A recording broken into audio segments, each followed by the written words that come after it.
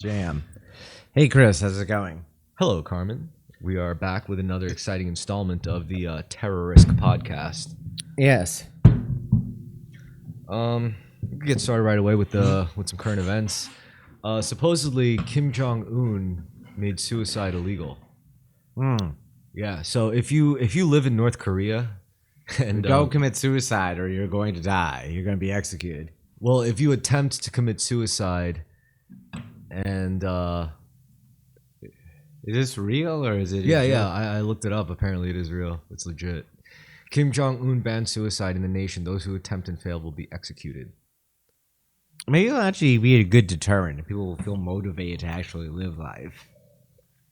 Well, I mean, it's a brilliant strategy for, like, statistically for Kim Jong Un, because after, like, he could execute like 100 people and at the end of the day be like, look at all the suicides I prevented. You know, like on paper, it'll literally be like, oh, you know, like I prevented suicide. Instead, he just killed them before they got to kill Drastic suicide. I mean, honestly, I'm sure they underreport them already. Or wouldn't report them at all, perhaps. In the same way that China BS's a lot of their data. themselves. Yeah. Okay, so you know me, I'm a big statistics, race, skull measuring guy. But I have to be honest. I wonder how much data coming out of Asia and Africa, or Latin America, but definitely Asia and Africa, are accurate. First of all, Perhaps the African population is grossly inflated because they get more aid money that way. can I just explain something? Like, what you look at is data, I guess, but the data that you usually look at, and I'm guilty of the same shit. The data that we usually look at isn't actual data. It's usually like at least once or twice removed from the actual source data. That's true. If you look at the real data, Epistemically, I'm making some very bold statements. I mean, what you're supposed to do really is actual data looks like a fucking an Excel spreadsheet. Yeah. Right? On one row, you'd have like names going down vertically, or accounts or whatever, and then on the right, you'd have everything about them: date of birth, phone number, email, address, what decisions they made, what they bought, what kind of people they fuck, how tall they are, all sorts of shit, like their health problems. It's all basically supposed to be arranged like an Excel spreadsheet. I mean, that's the most like efficient way to actually like have raw data just formatted, you know? So then what you do with that is you have you used in the old days, you had some kind of analyst or somewhere between like an analyst and an engineer. Maybe the interns fucking do this shit, but they take those spreadsheets and they run it through specific software. I think it's like R or something. Yeah. And that's what allows you to turn it into graphs and charts and shit, you know? And that's what's readable to people like assholes like me and you. Yeah, it makes it legible. Yeah, so that's what they do. They take from Excel spreadsheets and manifest that raw data into graphs. The problem with that is the process in between the raw data and the actual graph or the statistical representation. Like, there's a step that allows room for manipulation. You know, like kind of like exploitation. It's like you could kind of tweak it in certain ways. You know, it's like one Beyond like, tweaking it or tweaking it in presentation after the That's fact. exactly what you can't really tweak the data, because the data is the data, unless you're just going to make the data useless by compromising the raw data. Otherwise, you know, that's the whole value. So, you know, what you do compromise is the statistical representation, like the graphs and shit. So basically, when we look at like statistics, usually when we look them up, if we're not looking at like a spreadsheet with like everything and like profiles, you know, and like all that stuff, like we're not really looking at data. We're just looking at like projections of data, honestly. Yeah, very true. It's just- worthwhile not seeing something that is so abstracted as being something really definitive, something but very fret not. concrete and tangible. Assholes like us still able now, like what I said before. In the old days, you had some analyst or some fuck or whatever, like, to look at those spreadsheets, to run it through like the program with set parameters, and then it would spit out graphs and all that shit and statistical representations based on your own choice of formatting. Now regular assholes like you and I literally have AI, especially even Gemini, like, and because Gemini literally connects and functions and uses like their own, like, it could, as an agent, it could utilize different apps in its ecosystem. And what's in the Google ecosystem? Everything that Microsoft used to have as like a paid fucking app, or anything that used to be like an executive paid Office app, like Microsoft Word, Adobe Acrobat, Microsoft Excel. That shit is all free now in Google Drive, in like Google in the Google Creative Suite.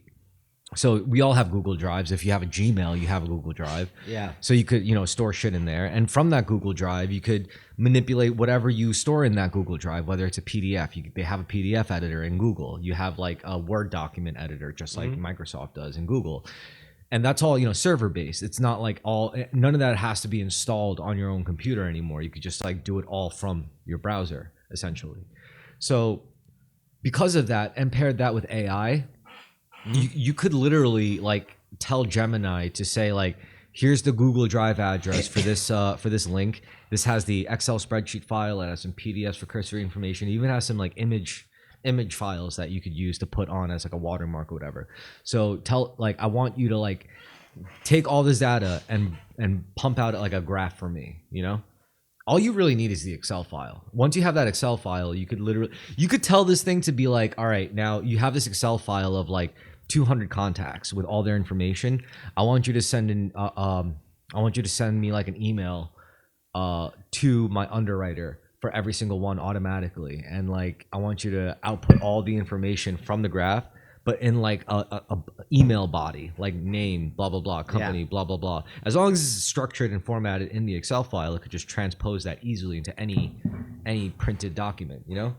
So this is where we're at, and I think that's far more profoundly useful than like what the idiots would look at AI for. It's, oh, this thing could make a macaroni and cheese picture, or this thing could make a fucking funny cat video. Like, dude, like I'm not working anymore. Yeah. Like that's to me is a big fucking deal, and maybe it's a normie thing, maybe it's a technical, like the level of how technical your occupation is.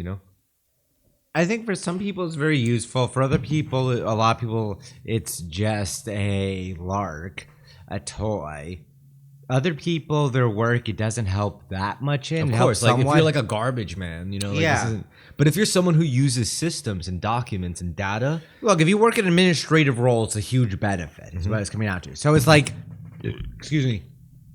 Like it's interesting how it's radical. It's drastically changing things, but only for certain people. And a lot of people's lives are not that drastically changed by it, or it's changed in this indirect way. It's most drastically changing the lives of people who have to essentially do many repetitive tasks. Repetitive computer tasks. Yeah, like every single, and so like, the simpler and the more repetitive the task it is, the more you're going to benefit. Yeah, so for me and my work, it really doesn't help me at all. Maybe with some recipe creation it could. But your work is defined by you. You define your own limitations. True. Your work could easily be like, you know what? I'm going to try to host events. And I'm going to book a fucking bar venue every single weekend. I'm going to bartend. I'm going to book a DJ. I don't even have to worry about like sending out invites. I just have AI to do it now. I have the whole Excel spreadsheet with every contact. AI could literally email all of them, every single person on that list automatically with the same body and edited. You could even automate like personalized greetings. Like I want you to use the name in the profile as the greeting for each email, and it'll do that for you. Like it wasn't even 5 years ago where you had to do this shit like by hand. Every one, and copy paste and compose every email. Now it's like you got Gmail, you got Google Drive, you got Google Sheets, you got Google Docs, you got everything you need. The whole ecosystem. I mean, I'm a layman at the end of the day. I'm not some dude with like a computer science degree. Like I'm just an idiot. Right. At least I was able to discover this, and if I could do it, then God knows what other people, smarter people are doing than me, Yeah, I brought this up before. I find it interesting how it's affecting the art of making funny images. There's a very petty part of it, by the way, obviously, and I recognize that. Well, I mean, it's not so petty anymore. Because we talked about the Will Stansel show, right? Yeah. By what's her name? Emily Eucas. Emily Eucas. She's a character. She is a character, yeah. I love her. Very deranged character, but yeah.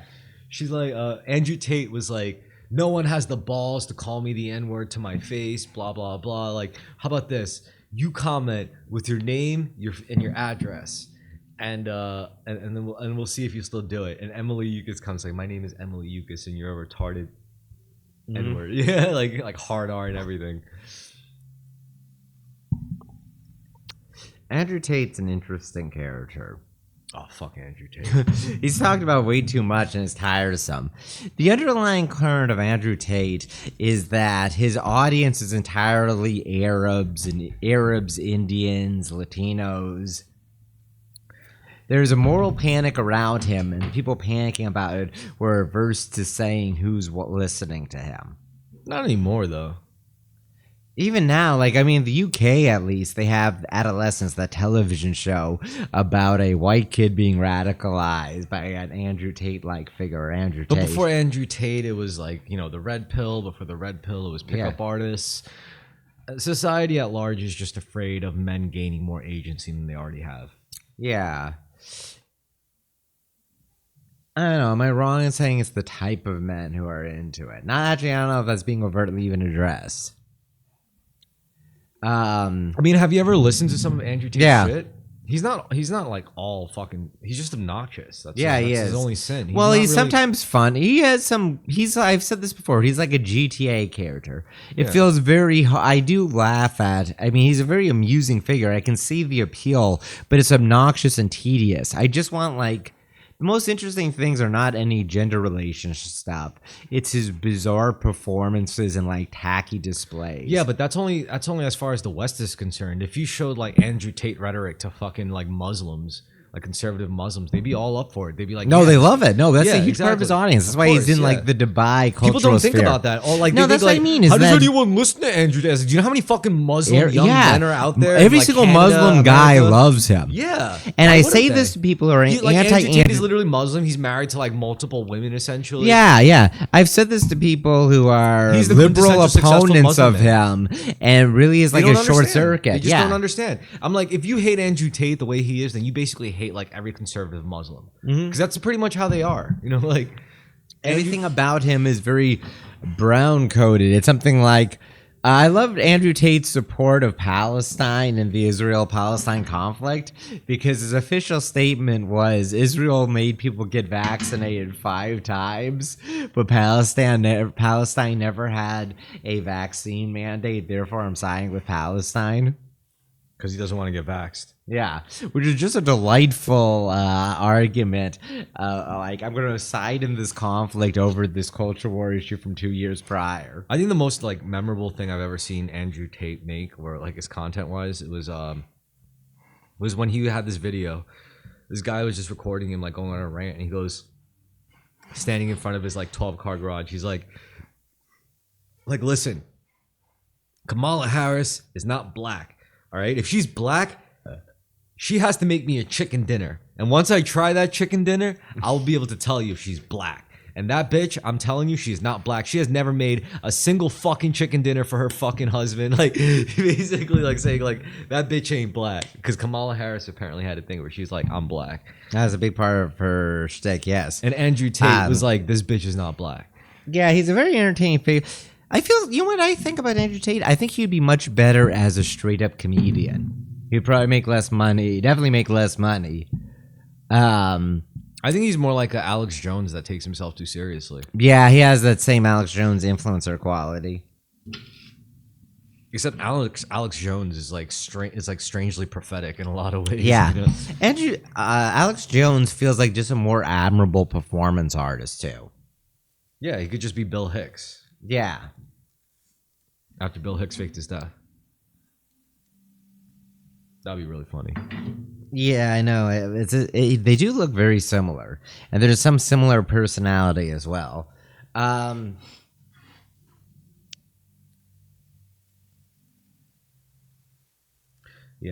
I don't know. I mean, look, if I ever became a celebrity, I wouldn't be pushing like conservative values. I would not be pushing liberal values.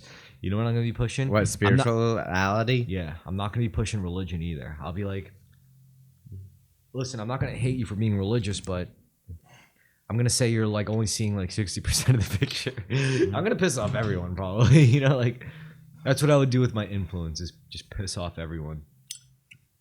What because if that backfires and you don't piss off anyone? And then everyone just loves it. Yeah. I would love that. You know, that means like, all right, we're ready for the next step. Because it's not about me at the end of the day.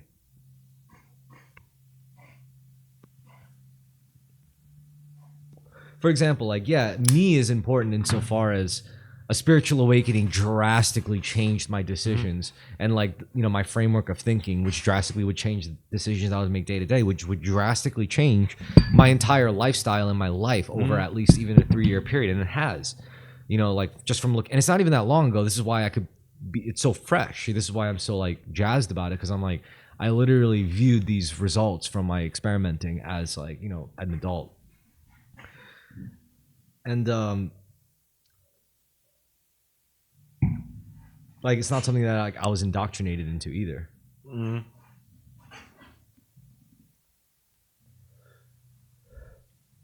So that's what I would push with influence. I would, and like when and the difference between spirituality and religion is that with religion you're choosing like a higher power to devote yourself to, whereas with spirituality you're choosing yourself and you're relying on yourself. It's radical self-efficacy.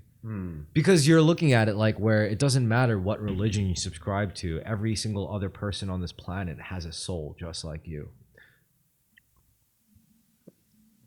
I mean, we're all creatures of the universe. We're all part of something bigger. So God might as well be real. Yes. I mean, what's the difference between God and cause and effect? Both are higher powers that just are intangible, yet omnipresent. And I mean, I guess the telos, the meaning associated with it, the end teleology? Yeah. Yeah. Is the big difference, but otherwise, yes, very much, very But similar. applied practically to your livelihood, Practically, it's no. the same shit. Yeah. I mean, I feel like any intelligent person, any intelligent atheist would still like abide by cause and effect as almost like a cosmic law or like a law of physics. I don't know, a lot of atheists fundamentally have very religious beliefs. Or spiritual beliefs, especially in the modern day. What concerns me is how many like atheists and how many religious people and how many spiritualists aren't capable of truly grasping the full wider implications of cause and effect. Because that could help everyone, whether you're a Christian, whether you're a Buddhist, whether you're a fucking atheist. If you truly understand cause and effect, because you know, as a religious person, you could look at cause. Yeah, that's God. Whereas you know, like where you could look at a spiritualist or a Gnostic, and it's like, yeah, cause and effect. That's one of the Hermetic principles. Or you could point to like an atheist and you explain cause and effect, and it's like, yeah, that's like what would you call that? Like a epistemology is what can be known and not known.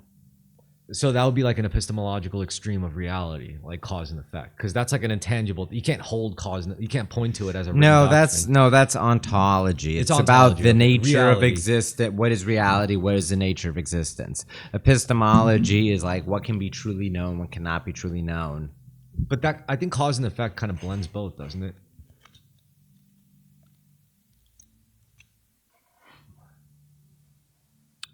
I feel like things regarding what is known and not known can vary a lot more from that. Also, the term cause and effect, like the concept of cause and effect, isn't just fucking like material, isn't just theoretical, isn't just philosophical. It's isn't just like it isn't. It's also scientific too, right? Like cause and effect. It's one of those. It's a universal principle, right? That's what you would call it. Sure. So if people really understood cause and effect, you don't look at cause and effect like, all right, it was actually really funny because when I was like diving into Hermeticism, cause and effect was one of the 7 Hermetic principles. I posted about it, and some black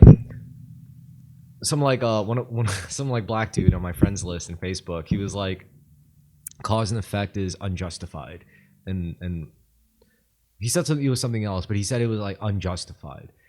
And I was like, that's really funny. And I didn't agree or disagree. Like, I was just like, I just thought that was a really interesting reaction. And from that, this was like a couple years ago. So like, since then, like I've really like honed in on cause and effect and like a lot, if you can't keep that close to your heart, like the knowledge of your mortality, like you're going to fuck up. Like, if you dwell on it too much, if it's too consuming your thoughts, because if you truly, it's going to have a negative effect. Because if you truly internalize cause and effect as an adult, then you would know that everything that bad happens to you is essentially your fault. You get robbed once. All right, so very simple parables like you shame on me, you fool me once, shame on me, fool me twice. That's not a parable.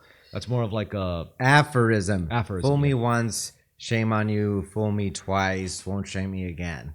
Or fool me once, shame on you. You fool me twice, shame on me. Yeah, that makes sense. And that's essentially pointing towards cause and effect. It's you got fucked once and you're still alive to regret it. And you're still alive to feel bad about it. So what are you gonna do about it? You could make choices where you won't be fucked over again, or you can make choices where you're gonna get fucked over the exact same way. All over again. And that's abiding cause and effect. I guess the real thing about cause and effect is like understanding your own agency. And this is the difference between like victimization and actual like living with agency. Yeah, many people have a locus of control outside of themselves. Things happen to them. Yeah. But all right. So there's a fate. It's not just binary. It's not like things happen to me or things happen. I happen to things. First, it's things happen to me. Then it's I happen to things. Then it's things happen for me. Then it's things happen through me. Then it's I am the thing. I am happening. You know, like that's where you're Very supposed Zen. that's where you're supposed to end. I mean, that's not just Zen, that's Hermeticism, that's also Gnosticism, that's also Kabbalah, you know? Freemasons even. This is how basically how you attain agency on a metaphysical level.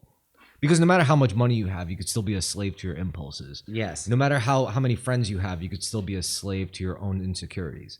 You know, it's really just these are always going to plague you if you don't like understand that you don't matter, and that's okay.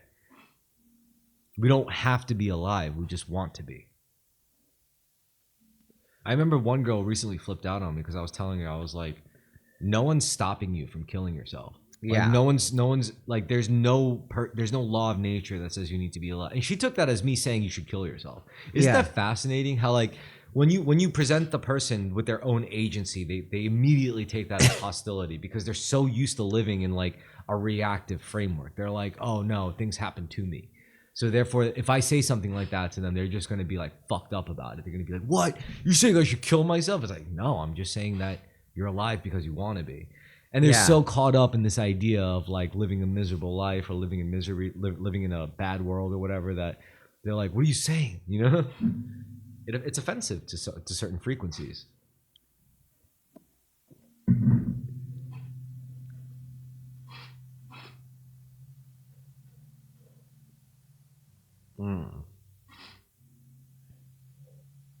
I guess they're used to a certain reaction from other people. They're used to being in depressed crisis mode all the time.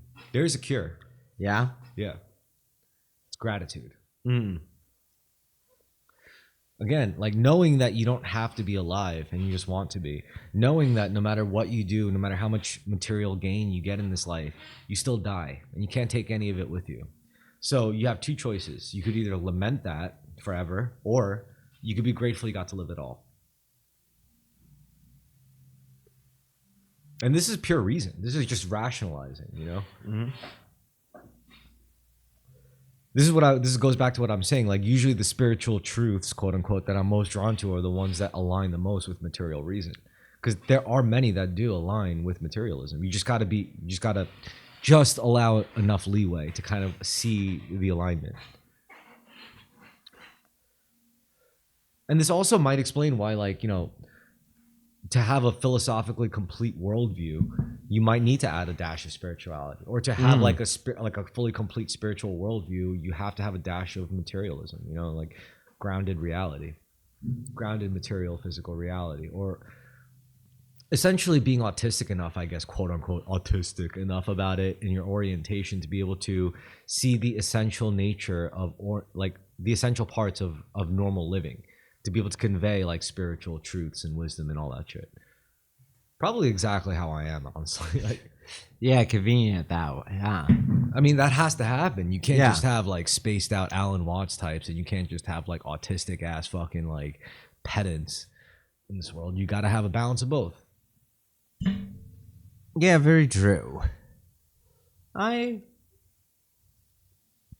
I feel very grateful. I feel weirdly grateful, even though I can be pretty depressive.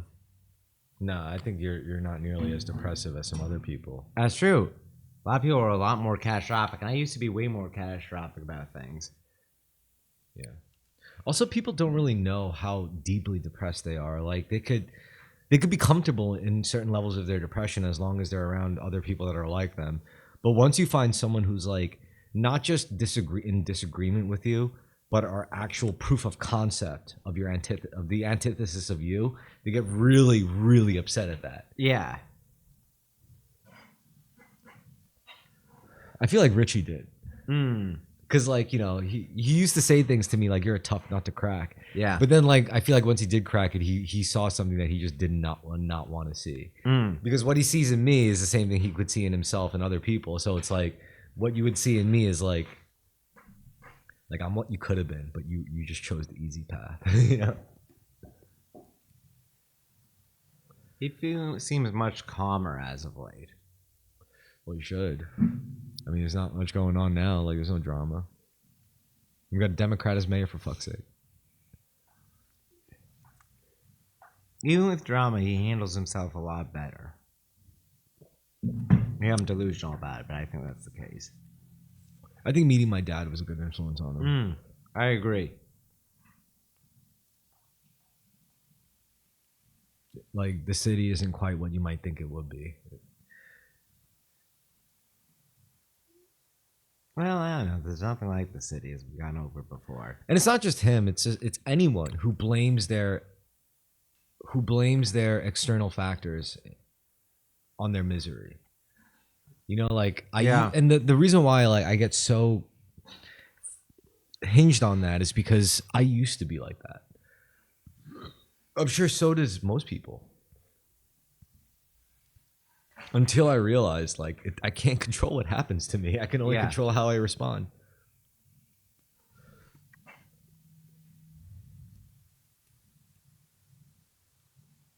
It's insane, how for the past couple of years I've just been saying, anything we could talk about just ties into the same shit I've been saying. Gratitude is important. Everyone's the same soul living out different lives in different bodies. You can't control what happens to you. You can only control how you respond. Yeah. You stay aligned in mind, body, soul. It's maybe that is the closest thing we can get to objective morality. It's a categorical imperative, Yeah, perhaps it is. It seems like, as once again, multiple sources came to it. Because I've argued with people about it. It's not like I'd say I'd ever win, but I've never lost any of those arguments because it would always end with well, agree to disagree, but thank you for the exchange. It's like it actually is a very ameliorating way of interacting with others and with yourself. Yeah, gratitude. It's the key. Yeah, it's like my life definitely changed when I read the Kabbalion. I'll let you borrow it. I hope you read it. Sure, it's better than the Bible. Honestly, it really is. At least interesting text. I think the Bible would have been better for me if I was born in 1920. But being born in 2025, you need something like the Kabbalion instead, because we're too meta now. We're way more. We are very meta. So everything about the Bible is just the language and seeing how it influences everything else culturally and the different versions of it. Yeah, but if you don't read the Bible, you can't understand any Western literature from the past 500 years, or very little of it until recently, perhaps. Wait, say that again. If you can't read the Bible, if you haven't read the Bible, you're missing out so much on the last 500 years of Western literature. Oh yeah, no, for sure. But I think you don't necessarily have to read the Bible to know the archetypes that the Bible, stories and the parables are representing and all that shit, and the accounts are representing. But the language, the cultural impact, it being a reference point for so many people. Like a nexus. The same way that when I meet Southern Christians, having read the Bible, it gave me just a very easy social in. Yeah, it's like The Simpsons, they'll but say more some so. They'll say some things that wasn't quoted from the Bible, but it's directly referencing something in the Bible. You can be very disagreeable, whatever, with them, and they'll be very, very friendly to you because you have that baseline cultural overlap. Yeah. Did you know that intelligence agencies, if for some of them for operational security, instead of just putting things in a cipher, what they would do is they would establish an OTP, and they would use things like the Bible. And the Bible was such a good thing to use for an extra layer of ciphering because there were so many different versions of the Bible, and if you didn't know what specific version of the Bible, even if you knew it was from like the cipher was referencing a page from the Bible, to be able to like read the code and to see the pattern to be able to apply to the cipher, like it's basically the key. And if you didn't Yeah. know which version of the Bible to use, because there's so many, you would never be able to decipher it. So it was a good OTP. I forgot what the acronym stands for. OTP, Yeah. operational. I don't know. Yeah, it's oh sorry. Was it half an hour? Yeah, it was half an hour. No, it auto corrected to stop. Hmm. The one-time pad. That's what it is. Oh, I see. Interesting. Yeah, it is interesting. Yo, I think I've just been very interested. I'm very interested in like the techniques and the frameworks that the spooks use. You know, like the NSA, Yeah. the CIA. It's just because I read Tom Clancy. Yeah, I think so. And I don't know. You're interested in intelligence operations. Because it's psychological. I'm interested in. I'll be honest. I'm interested in the way the mind works. Yeah, in human psychology. Yeah. You want to take a break? Yeah. All right, I gotta piss. Did we or do we already do that? And we can talk about petty material things. That's what we were talking about. Were we? Material. Yeah. You got, well, part of it, yeah. Or current events. Or I mean, petty like- material things can be philosophical. That's true. All right.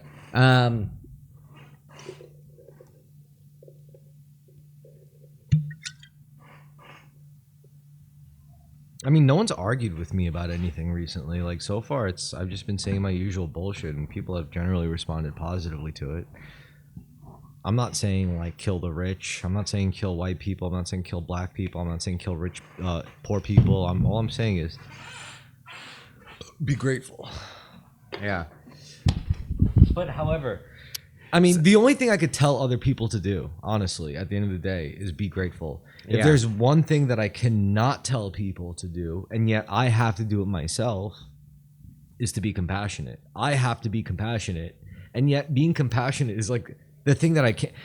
That's the thing that I just can't tell people to do. You're always going to be a fucking dickhead if you tell people be more compassionate. I don't care who Yeah. you are. You could be a saint. You could be Buddha. But if you or you could be Jesus Christ. But if you're saying like be more compassionate, you're gonna sound like an asshole. But if you say be more grateful, that's different. I mean, you'll still sound like an asshole, but it's not as bad. Bad, you know? yeah. Here. Oh, thank you, man. Also, you don't have to be compassionate to be grateful. That was my problem. Like I realized like I could be grateful, but I don't have to be compassionate about it. You know, it's like, yeah, I'm thankful for what I have. Fuck you. Fuck your problems. You know, like you Yeah. should be more grateful, you stupid bitch. You know, but I have to learn to be more compassionate, which probably just means like saying less, you know, to people directly. Yeah. I don't find it too hard to be compassionate. Maybe it's a flaw of mine, or maybe the opposite. But I mean, no. It's a problem either way. Like if you're compassionate but not grateful, you're gonna get fucked up. And if you're Yeah. grateful but not compassionate, well, you'll be better off, I think, because I think gratitude is more fundamental than compassion. Like it's more foundational. You can't. I think it's much harder to be compassionate when you're not grateful. maybe that's why I feel so It's like, compassionate. they're like levels. You know, for level Yeah. one is level one is gratitude, which took a long time for me to like get a grasp on, get a grip on. I think I do a pretty good job at being grateful. Otherwise, I wouldn't be able to take care of shit in my life as well as I could, unless I wasn't like appreciative of it, and unless I wasn't thankful of it and valued it as such. But compassion is like the next beast for me, and I'm working on it now. But like at least I'm trying, and it's not like anyone in my life had to come up to me and tell me it's like you should be more compassionate. Actually, that's not true. Yeah, I think people haven't they? There was one person that really no one really came up to me and said I need to be more compassionate. Most of the time it's like you're too retarded, you're too prideful, you're too arrogant, you're too scared, you're too this, you're too that. No one came up to me and said you're not compassionate enough, except one guy. It was the guy who put me onto gratitude. It was the sensei from like this other dojo in Canada, and he came down, and I only saw him like a couple years back during the sword tournament, where I got first place in, and that kicked off like my spiritual awakening, I guess you could say. But then like I met him like a years later at the recent thing, and I told him my thing. I was like, you know, we didn't talk that long, but it was enough for me to tell him, it's like, did you know that like at the last Taikai afterwards we were all at a bar and I sat next to you, and you know I talked to you for a bit, and you said to me I was like, how do you feel about this? It must be a great opportunity. And you just cut me off and said, I am very grateful. And at the time when I heard that, I didn't think anything of it. I was like, that's nice. But then like later on, when I was when I was getting into more spiritual shit, like his words like added like even more context and confirmation. So I was able to get back to him on that, and he was like, "Oh yeah, that's great." And we even talked about like spirituality. Well, we didn't talk about spirituality explicitly, but I would say things like, "You're not your body, you're not your mind, and you're not your emotions." And he finished it with, what are you really? And like he knew exactly what I was going to say, so he was on the same frequency. And then he said then he started talking about compassion. And I was like, oh, fine. Yeah, compassion is nice, I guess. But then, like, by the time the evening ended, I went up to him and I was like, in a couple of years when I see you again, I'm going to be like, hey, sensei, I remember the last time we talked, we spoke about compassion. I just want to say, like, and he really got a kick out of that. He was like, yeah. So he's not like a big figure in my life. He's just a sensei from another dojo and another. He was there at the right time. Yeah, and he still shows around, and and when I explained to him my first thing with the gratitude thing, like he was like, "Man, let me take a picture with you, bro," because like he felt it. He was like, what he said to me was like, "This is just confirmation that I got to keep doing what I'm doing," and I was like, "Yeah, that's what it was for me," like. So it was a beautiful moment between like I don't know, I guess like different generation martial artists, How old of a guy? Probably in his 40s, maybe 50s, early 50s, late 40s, at most. Yeah, he was a really cool dude.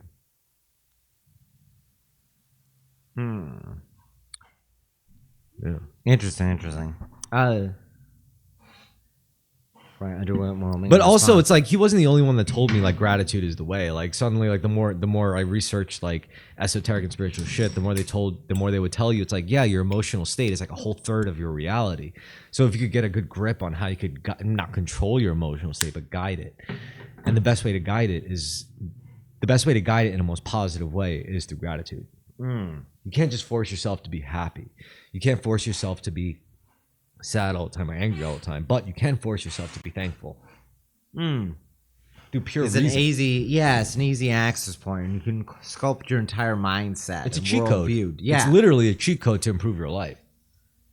Like even if your life is utter shit, it's probably not going to get better unless you like activate that fail-safe gratitude thing. It's like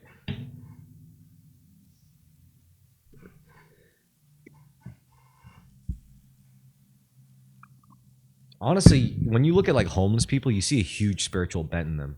That's true. Because they've lost everything. Frankly, and a bunch of them seem frankly demonically possessed. Yeah. No, they'll even talk about that. They'll be like, "Yo, you'll see some of us living on the streets. Like, you'll see some of us that got it, that figured it out, and you'll see some of us that are just gonna end up dead." Yeah. Which kind of tells you something. Like the ones that lived long enough to be able to like, still be homeless in their old age, they're probably like more enlightened, if anything. Like Dionysian almost. Yeah, there undoubtedly are. Well, I had an encounter with a guy like that. Yeah, it was very interesting and topical. I mean, I've lived in this fucking city my whole life. I've met a couple of characters like that, I think my dad was raised by guys like that. I was surprised to see a homeless Irishman with an accent, but he was exactly like that in his 50s, and he seemed very put together for a homeless man. Yeah. Nowadays, a lot of the homeless people are just too on the fentanyl and the drugs. Yeah, this guy was just a drunk. And it was interesting. It had been a long time since I saw a homeless guy who was just a drunk. I feel like my dad would make a really good, like, homeless guy. Yeah, same. But he's not the type who would ever be homeless, like for anything short of like a severe accidental drug addiction. Like that's the only way I could picture him becoming homeless. Like he would never become homeless through alcohol. Yeah. I think he's too much of a born and bred, like, functional alcoholic to be able to, get KO'd by alcohol. But if say like he suffered if the fentanyl zombies have crowded out all the people that would otherwise just be drunks. Perhaps there's a limit. No, they don't crowd them out because the fentanyl dudes die.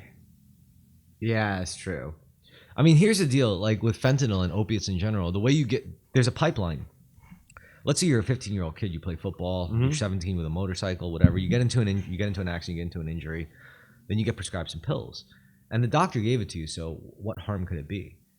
And, like, they'll gloss over, like, the dosage. It's like, don't take any more than this. And, of course, like, You take one dose, your proper dose, and the pain's still there. As a kid, even like a teenager or even a young adult, like in your 20s, you're like, fuck it, what's another one gonna hurt? It's just another oxy, it's another perk, whatever. I'll just refill it. Suddenly, you take your dosages get like incrementally bigger, little by little, until you're taking like doubling your dosage essentially. Yeah. Then you're fucked. By the time your prescription is out, you're still on it. When I had like oxys for my wisdom teeth removal, I did not like it. I took one. I was like, I would never take take. I'd say no to pain pills. I took one. I would like, literally rather drink through Yeah. the pain than fucking like ever rely on opiates. Like if I had surgery, they offered me pills, I would be like, no pills. No. And I've been okay. I'm okay at putting up with pain. It's not the best, but it's fine. I'm not saying I'm okay with putting up pain. It's just I know, like, I trust alcohol, like blatant blacking out drunk, than I would trust like fucking these chemicals. I'm sorry, like maybe some people have better results. For some, I mean, there could be people that had like pancreatic surgery and they're like, if it wasn't for these pills, I would never have been able to like. And I respect it. Like I'm not gonna like say like, oh, you shouldn't have done that. Like it worked for you, but for me personally, like. I'm not gonna. For me, I'd rather go through the chance of like, drinking through the pain than fucking like. Unless it's really fucked up, where it's like liver failure because I drank too much, and then it's like, I can't drink. Then I'd be super fucked. Then I just have to like. I'd have to become like an extreme Buddhist. Like I'd have to learn how to like Zen through pain instead of just like drinking through it. Yeah, I don't know. I'm very adverse to them. Something else we have in common is like my strong aversion to pain pills. You know what? I think you do well in like you wouldn't do well in like a Shaolin or Tibetan monk monastery to learn psychic powers. I think you'd be better off going to like the Monroe Institute. Really? Yeah, it's way sicker. Like they're the ones who created the gateway process. I told you about that. Yeah, right? you did. Yeah. You would love it. Because for them, they take a different framework. I look at like finding your psychic abilities as a human being two ways. You could go the top-down approach, or you could go the bottom-up approach. Eastern traditions, they make you psychic by going through the bottom-up approach. Western traditions go through the top-down. You identify as the logos first, and then you work your way down to your animal, and then to your shadow, and then all that shit. Whereas the Eastern tradition is, you're fucking nothing. Look at you, you fucking piece of shit, you worm. And then it's like, yeah, but then despite you're a worm, you're still here, and then blah, blah, blah. Then you work your way up to like... Yeah, you're right. I definitely prefer the Western tradition. I like them both. I don't identify with one or the other. I personally experience both, like... Because I was raised in a Western, tradition, and then I had to... discover the Eastern aspect, because I can never not be Eastern, like I am what I am. I'm an Asian man, Yeah. But I don't mind being a bridge to that, Yeah. This is why I hate gatekeeping. I got into this whole argument with a couple of people. Like a lot of smart people are in support of gatekeeping, and I rationalize why. I understand why, but I still think it's stupid. But that's just because the way I am, like I just because of my worldview, my people view. I'm like, I view everyone as the same soul living out different lives in different lifetimes anyway. So, gatekeeping will be redundant to me. But there are some like, philosophical, rational arguments in support of my view, which is that, gatekeeping in general is pretty conceited and unrealistic. The only way to keep something properly gatekept is through secret societies. And secret societies are for fags. It's true. Look it up. Not that I have anything against being gay, but I'm saying historically, like it's true. It is very homoerotic. Yeah, if you want secret societies, then you better be okay with being gay, and that's the only way to fucking make like gatekeeping work. You said to me in your car once that 4chan was an inverse secret society, a reverse secret society. Yeah, I found that very insightful and interesting. Yeah, it is. That it's all this esoteric stuff, but it's out public, as opposed to gatekeeping, so only a limited number of intelligent people can speak. You're making it so anyone can speak and say whatever bullshit. And I'm more into that. And did you know that historically, it's actually really funny. People talk about gatekeeping and they say gatekeeping is good. They don't realize they're actually referring to a fucking marketing term. It was used to refer to like housewives. Like they were it's when people who are in charge of like psychological marketing dynamics, they realized it's not the husband, the breadwinner, that controls the consumerist inflow of what food goes in the house. Yeah, the purchase. It's the wife. Yeah. So they identified the proper quote unquote gatekeeper, which is the fucking housewife, because whoever is on the other side of the gate is too fucking stupid to not be exploited by every Tom, Dick, and Harry with a pitch. Same thing with like as a salesperson, a telemarketer, you would be trained to identify the gatekeeper and to bypass the gatekeeper, because once you bypass the gatekeeper, you get your nut. You know, so that they don't realize that like you're just saying that because it's more petty. Nowadays the current context of gatekeeping still means the same thing as that in the 1940s, that psychological terminology. But it still means the same thing. It's just far more petty. It's basically people that, like, let's say you're in like, you know, martial arts, and you say gatekeeping is good. Usually the people who say that aren't even good enough or qualified to be gatekeeper. They're just threatened by things changing and having to adapt before they get authority over others. Yeah. Because to them, that thing is like the home they never had as a child. It's their community. It's their whatever. I think real shit gatekeeps itself.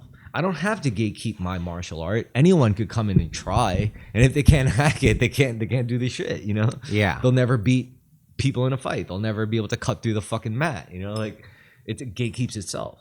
This is why I don't agree with gatekeeping. If it could die from a lack of gatekeeping, it deserves to die. You're just threatened by it dying. That's the only reason why you're calling for it. It's stupid. Move on to something better. Like people were like, "Oh, it means something different now. It just means so idiots don't come in and ruin what you love." Like, shut the. It still means the same thing. It's still controlling access to information, except the reason is far more petty than access to your household finances. Oftentimes it's controlling what the producer. If it's like a fandom, a consumer product, your D&D or what have you, the desire to gatekeep fundamentally is to maintain a certain kind of audience capture, so you're being pandered to. It's quality control of a product. It's quality control from the consumer demand. If the only people playing D&D are like fat neckbeard guys, they continue to produce content that's like fun, complex dungeon maps or something. But let's also talk about like academia. You know, that's another aspect where gatekeeping applies. Not just like, you know, your little fun like hobby communities, but it's also in academia's case, if you're gatekeeping and you limit who can go to school, you can be very particular with your choices of the types of personality. If you're gatekeeping who gets to go to school, you're just gatekeeping access to information, which is what gatekeeping is in the modern context of what we're talking about, whether it's from the 40s about housewives or whether it's now for like Brazilian jiu-jitsu. You know, it's the fucking same type of gatekeeping. It's gatekeeping a quality of a product. Yeah. Whereas again, like people are saying like, oh, it's the same thing as with like fandoms for a band. And you have like a devoted fandom, and then like an act blows up, and like the fear is the artists or the shows will start being for the mass audience as opposed to the limited devote audience. And people tell me, it's like, how would you like it if some idiot came in and tried to wokeify your martial art? And I'm like, they're fucking welcome to try. Yeah. Like if they're good enough to beat me, what the fuck can I tell them? You know, if they're better than me at our art, there's very established like notes of competence. Like certain things by nature are going to be resistant to it. Forgive me, tell me if you think it's paid to bring up these silly hobbies, but I think it's a good example in this case. Warhammer 40K will always be... It's a product. It's a product, yeah, I know. It's a product that will always by nature be aimed at the simulation. And you can't gatekeep a product. No, I know. It's very hilarious to do so. Even if you... Like Star Wars. That's the only community like, what if you were It might be the only dude. community you have, but it speaks to a certain weakness that can't be infiltrated like that. That's what I'm saying. If it needs to be gatekept, it probably has very large cracks in its integrity. Yeah. Fundamentally, I was going to say, like, Warhammer 40K, you don't need to gatekeep it because there's so many things baked into it that make it impossible for infiltrators. That's a good Like- point. like- Actually, you're like- basically saying like that's an example of what I'm saying. It's like Warhammer. It's a silly one, but I think it's a great example. It gatekeeps itself. It gatekeeps itself because it's expensive, time-consuming, and its fundamental nature is around And it's just technical gameplay. Yeah, technical stuff.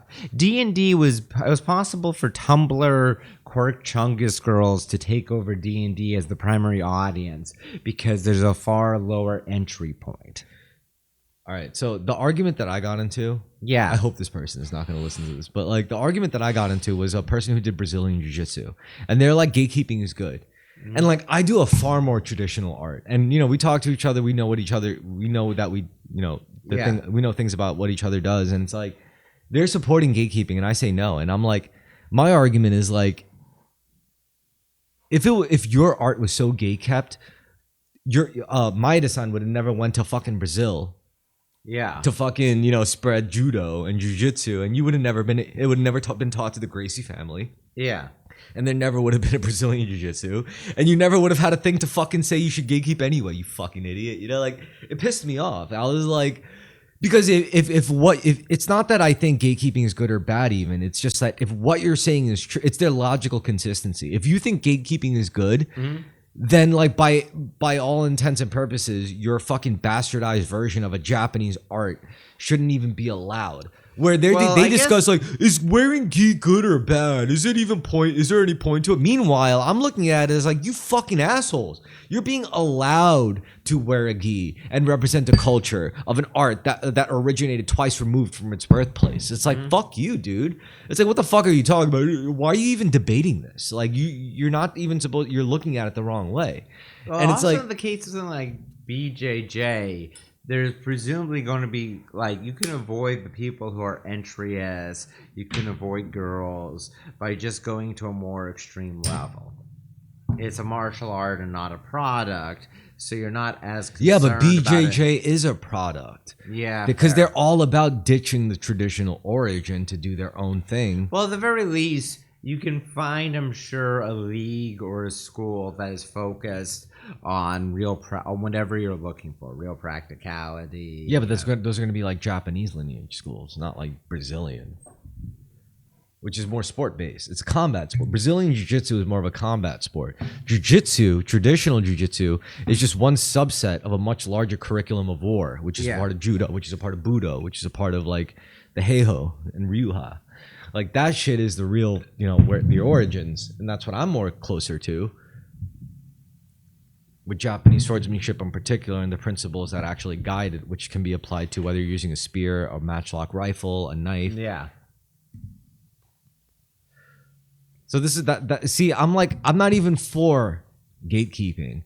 But if you, as a BJJ practitioner, tells me gatekeeping is good, like fuck you. If you think gatekeeping is good, you would have never fucking had BJJ in the fucking first place. Yeah. I say, no one person is required to be gatekeeper. Time is the only necessary gatekeeper. You either stick with something long enough where newcomers look to you for guidance, or you just quit. And most people quit, especially with martial arts, because it takes so much dedication and focus that like eventually you feel the pressure. Eventually you find yourself doing it for like 4 years. Meanwhile, someone who's been doing it for 2 years is advancing further than you. Right. That tells you things about yourself that you can't run away from, and that's very painful for a lot of people. This is why most people quit martial arts. It's a good filter. And I even told, and what really rubbed her the wrong way was when I told her it's like combat sports like MMA and BJJ are good filters for traditional martial arts. They are the gatekeepers for traditional martial arts. Yeah, that's like it fair. weeds out the cultureless meatheads. If you want, I say if you want to win, you buy a gun. If you want to fight, you do MMA or BJJ. If you want something more, you put on the fucking gi and you bow your fucking head. Yeah.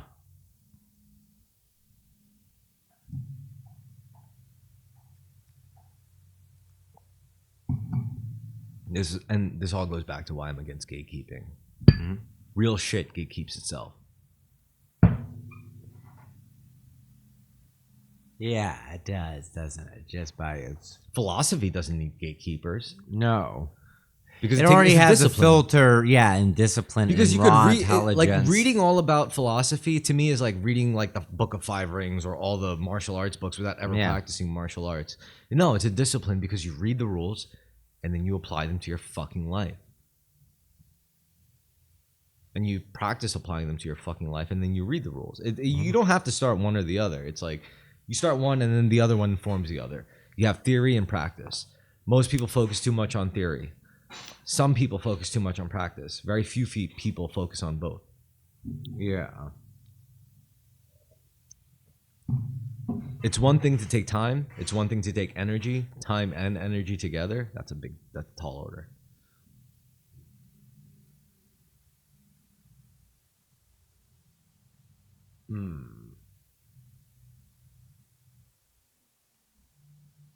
Gatekeeping. This is the main point of this segment. It's gatekeeping, and I disagree with it.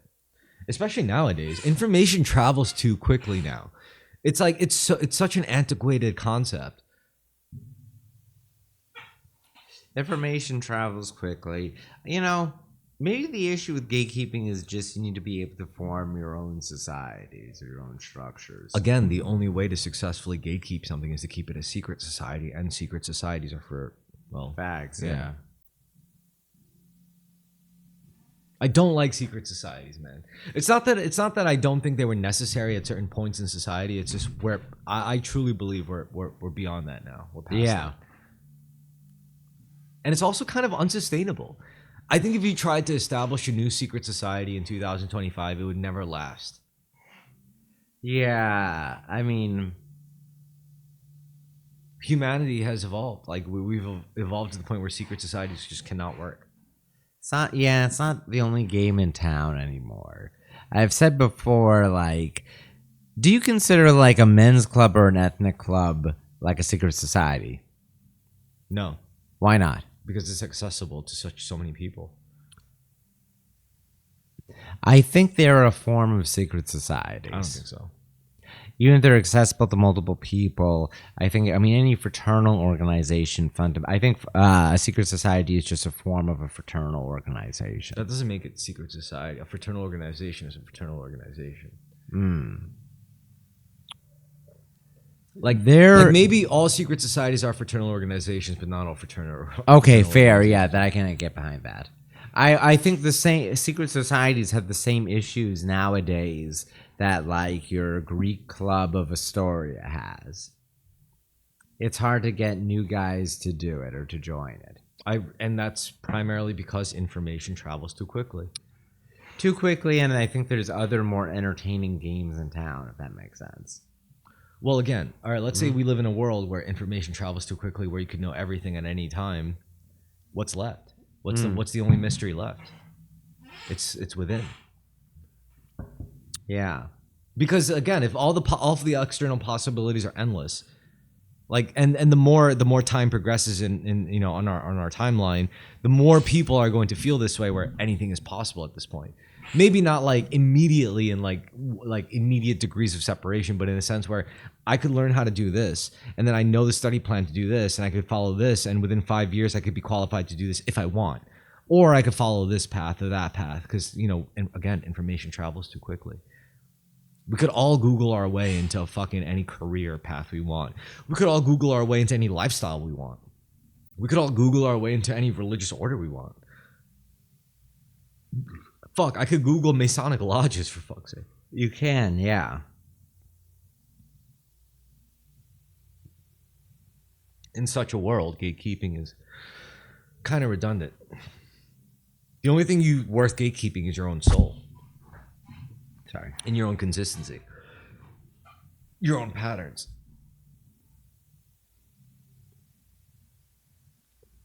Because if you truly respected and trusted your own patterns, you would want others to do the same.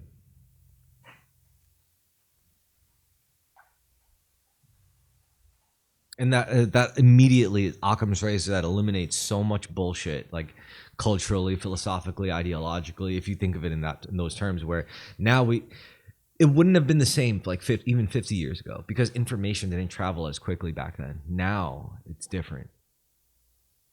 You have the gatekeeping of the self filtering out things from the outside world is all the more important because of how freely information travels. Because information travels so freely, you're deluged with stuff. It's overwhelming. Events in the world, AI videos, fun animal videos. You're getting so many accounts from India spamming you all the time, as it were. Also, the materialist framework or atheist framework of reality, the individualist mindset, it's not built to take in so much information.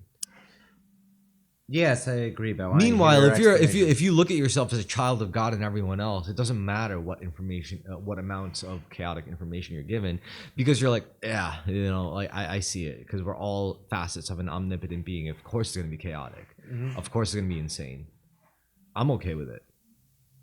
This is why I'm thankful for every day, because I view everyone as a child of God. And this is what a lot of people, like a lot of good people in my life, have problems like seeing eye to eye with, and I don't hold it against them. Like when they look at me, like they could be a family man with a nice, like a real American job, like being a trucker with kids and a wife, a Mexican wife even, and he's, you know, and he's a white man, and he's like looking at me and we're talking, and he's like, yeah, I think we got to put all pedophiles through a wood chipper, and I'm like, look. And it's not even just pedophiles. Sometimes it's like we got to put the leftists through a wood chipper. We got to put the Nazis through a wood chipper. It's like, I just don't think putting people through the wood chipper is going to solve. Such eliminationist rhetoric, and it's so distant from reality of what's actually happening. If you put me in the room with the pedophile or the Nazi or the commie, I feel like if I just had this conversation where it's like everyone's the same soul living on different lifetimes, different bodies, gratitude is the antidote for all your psychological maladies. You got to fucking, you know, you can't control what happens to you. You can only control how you, if only I could like talk to them on this level, like no matter who they are, let's see what they fucking, you know. This connects to what I was saying earlier about how rhetoric online is very extreme, and then people's actual behavior is not. Exactly. That's what I see more than a lot of things are like that. And even when people like, you have events, you have some colorful, like schizo has a street shooting or sets off a bomb in his truck after evacuating everyone from an area. You know what I think? And it's like a fun little anecdote story, but it doesn't amount to anything. You know what I think most people don't have that me and you have? What's that? When it comes to like dealing with the extremist online rhetorics? Yeah. It's that most people see these online rhetorics and they think like, wow, look how far society has fallen. We're so fucked. Meanwhile, me and you are the people who actually went and met these people in person. Like we actually went out and we were like, these are not threatening people. Yeah. Like, I can whine about it. Because like I read the words, and it was like pretty distressing to like the person, to like the idiot, like the sheltered mind. But for me, I was like, I know they're not really like this, because I know people who've spoken like this out loud in real life, but they didn't even mean it. So I see these people like you're directly contradicting yourself in your own behavior. I've met so many communist, kill the rich types who are incredibly materialistic, quick to drab. Like I knew that too. You know, one of my roommates said, "Carmen, you're the most communist Nazi I've ever met." You know, and he's like, "You're right, because I don't care about material possessions. I share everything I have with everyone." No, he said, "You're the most communist fascist I've ever met." Yeah, I see that. I mean, to be honest, from my like mid to late 20s, I was always like, if I could meet people in real life who say they're one thing, who, for example, like say they're cops, and meanwhile they're drinking and driving, fucking prostitutes, cheating on their wives, or they're priests, and they're like doing like shady shit with like teenage, like sketchy shit with like teenage girls visiting the Catholic high school and shit. Well, I mean, everyone's just if you're a Catholic priest, everyone's relieved if you're fucking a girl. That's true.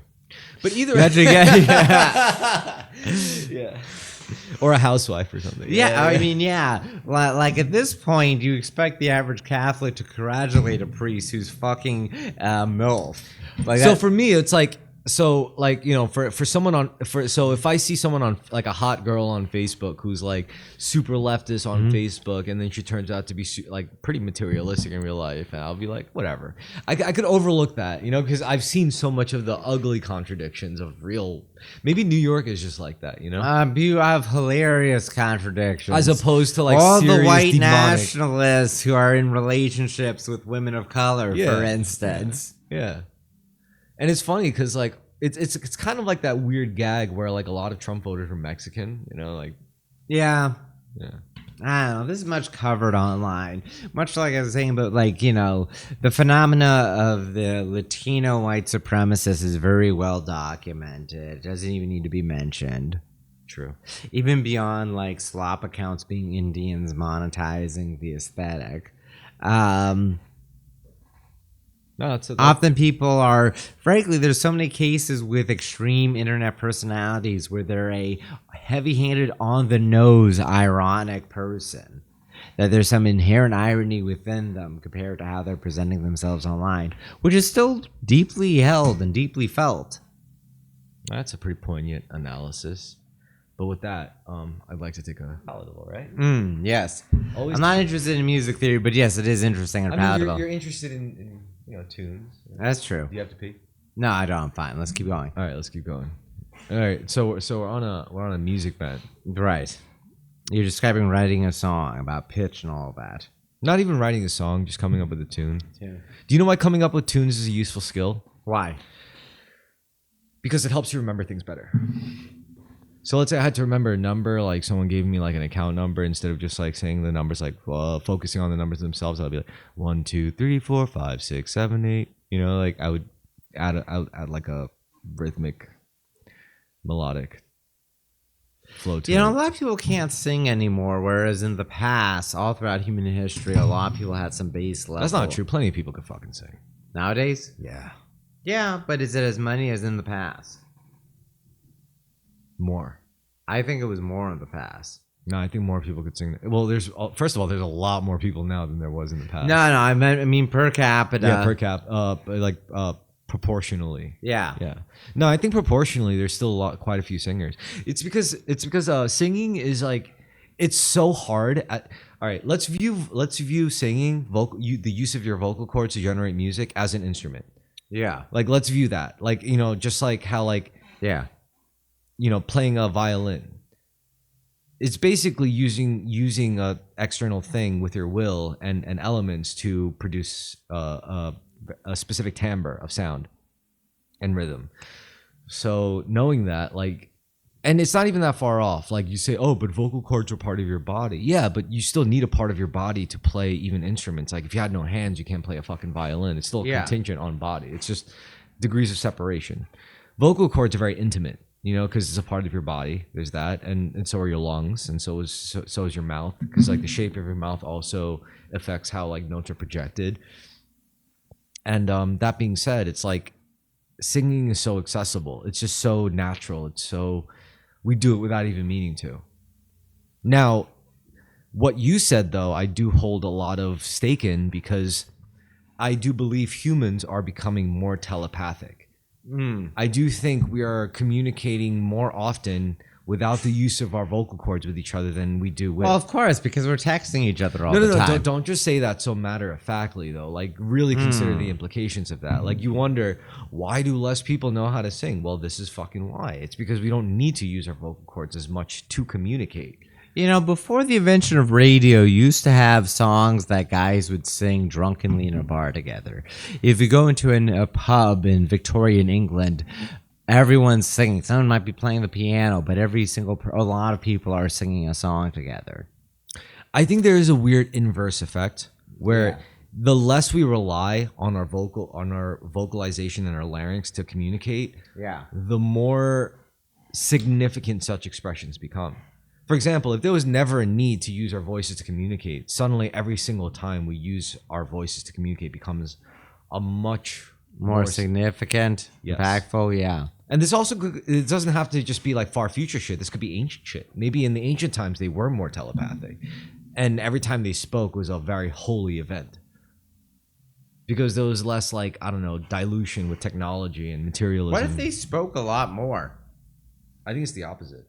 Here's why I think they spoke a lot more. I think they spoke less. I think they spoke a lot more because you didn't have any other means of communication or entertainment. It's like poetry used to be a huge deal. Like, poetry was like, the Greeks are always talking about how important reciting, listening poetry. I mean, like, they didn't have other means of entertainment. I think they spoke. You would hang out with your buddies and you would practice your poetry. How often, like, except for freestyle rapping, guys don't hang out and practice poetry on each other, whereas it used to be a huge part of male socialization. The thing is, with industrialization, you have a lot more complex material goods to deal with, or mechanisms Yeah. to deal with. So you need more complex vocabulary to be able to like actively define factors of these mechanisms to be able to even put them together. Like putting a shelf together was probably like a whole thing, like, you know, back in like ancient Greek times, because I mean, they it's way needed more expensive because more manpower has to go, more man hours have to go. time and energy. Yeah. Yeah. Whether it Due equals to more men. Or, industrialization, mechanization. and the only way you get efficient mechanization is through complexity of language, is to be able to categorize, like make up new categorizations using more complex subdivisions with terminology and verbiage, Yeah. lexicon.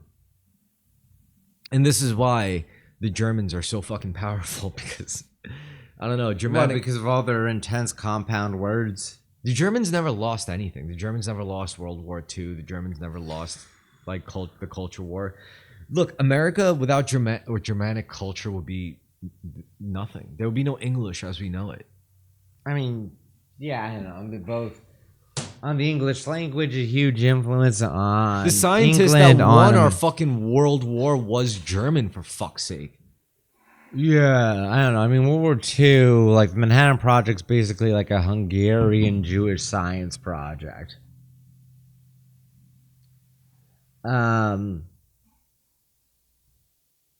we're talking about language, right? Right. I don't know, yeah, German with its compound words and all that. Also, people and precise meaning. becoming more telepathic like we used to be in ancient times, which I think is true. I think because with like the less need for, like, I don't know, if there were no like iPhones, if there were no fucking like, you know, quadricopter drones, if there were no F-35s, if there were no CIA, if there were no fucking like commerce, if there were no like business frameworks, there would be less need for less work. There would be need for less words.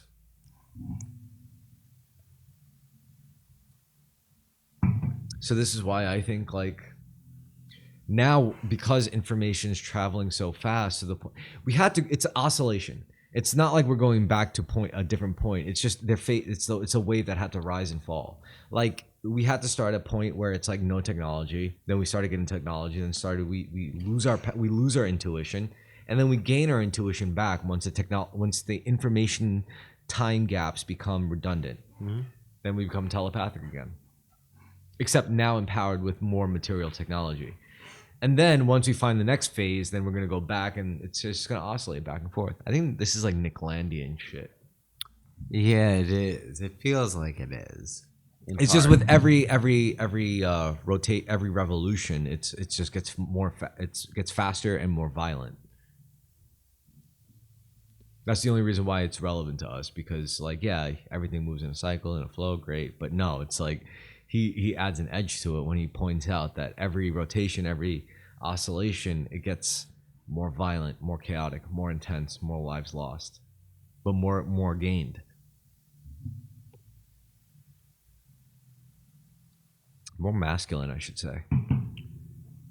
Well, it's interesting. I mean, you have these technological revolutions happening more routinely or sooner or faster compared to how slow the spread, like the Neolithic revolution was.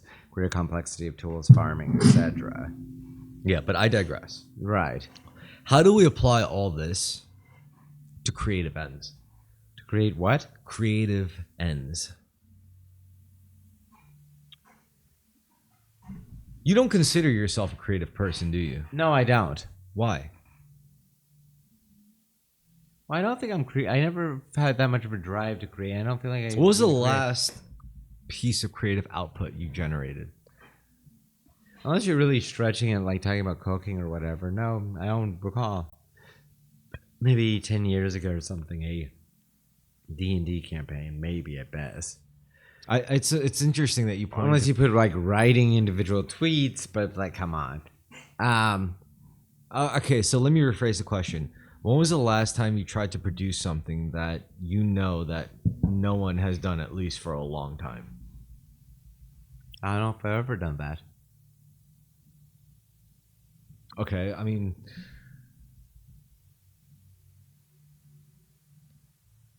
if I asked you to write a one sentence story or 2 sentence story, how would you write it?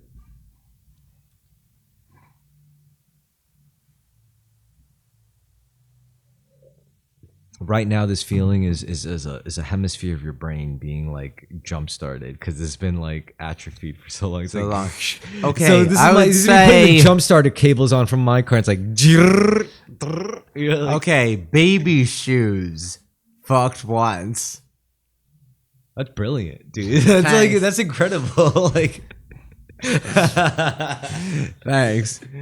baby shoes, fucked once. I could write a good story in 1 sentence. Okay, go ahead. The unsanitary napkin. That's just a description of a napkin. It's just an adjective and a noun. But it still provides questions like, how Yeah. did the napkin become unsanitary? Yeah. See, this is kind what of we're, napkin this is what is we're it? supposed to do. Is This- it an yeah, this is- unsanitary sanitary napkin? Does she have a heavy flow? I'm saying this is what we're supposed to do in the third quarter of the podcast. Shit like Yeah. this. It's like, what makes the napkin unsanitary? This is probably what they do in those gay college. Like, if you were to audit like a drama college course or some shit. Dramaturge. Yeah, it is. This is what they do. It's like, create a story using 1 sentence, and you'd Yeah. be like, the unsanitary napkin, and then someone would raise their hand and is like, that's not even really a sentence, that's just a description. It's like, I don't know, it creates tension, it creates questions, it creates intrigue, and it also provides a solution. It's a napkin. I mean, let's be real. 7 out of 10 people in this room were thinking something sexual, right? You were thinking of a just stained napkin. That's because, like, sexuality is so inherent in human. This is the kind of stupid gay shit they would talk about in those kind of college classes, Yeah. But they'd be on point. I would love to attend a class like that, or at least audit a class. Be like, I get it. That's why I'd like it, because I understand because it's about human nature. I think college is just like different excuses, different avenues of excuses to like explore human nature. Which I'm not going to even call it redundant, because I think it's very important. Like, if you're a nerd, autistic type, and I don't even believe in autism. Yeah, I know. If you're a nerd, ADHD/autistic/obsessive/pedant, whatever you want to call it. Like, if you're one of those types, college is probably a necessary experience, which is important in the Western world, right? Yeah, maybe if you don't do it, you always get hung up on it. I never went to college. I'll probably never go to college, but I could understand why some people need to go to college, I never did, and I don't think you would need to go. I feel like certain people have the kind of dads or something, or the certain parent or the certain influences where that's basically like a college education.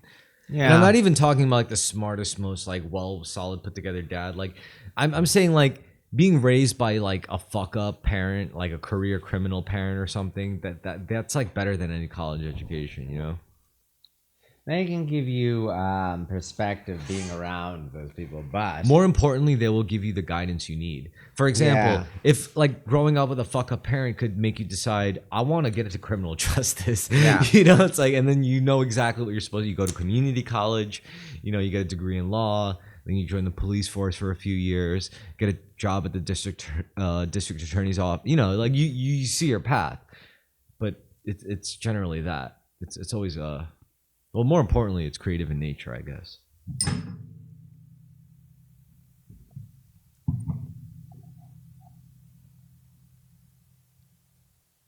I talk a lot because like sometimes yeah. Go on. I discuss the spiritual practice of like making contact with your past and future selves. I talk with like future versions of me that became cops, and they never give me like strong enough arguments to do it. They always tell me, like, Chris, I'm a cop that you decided to become. Way too late in your years, in your 30s. Don't do it. Like, so that. I just feel like the not smoking weed part hits you the hardest. No, it's a lot of other bullshit. Well, I mean, the spiritual, esoteric, like future self shit aside, like I have friends who are in the force, and it's like they tell me the same shit. Like, it's not nice.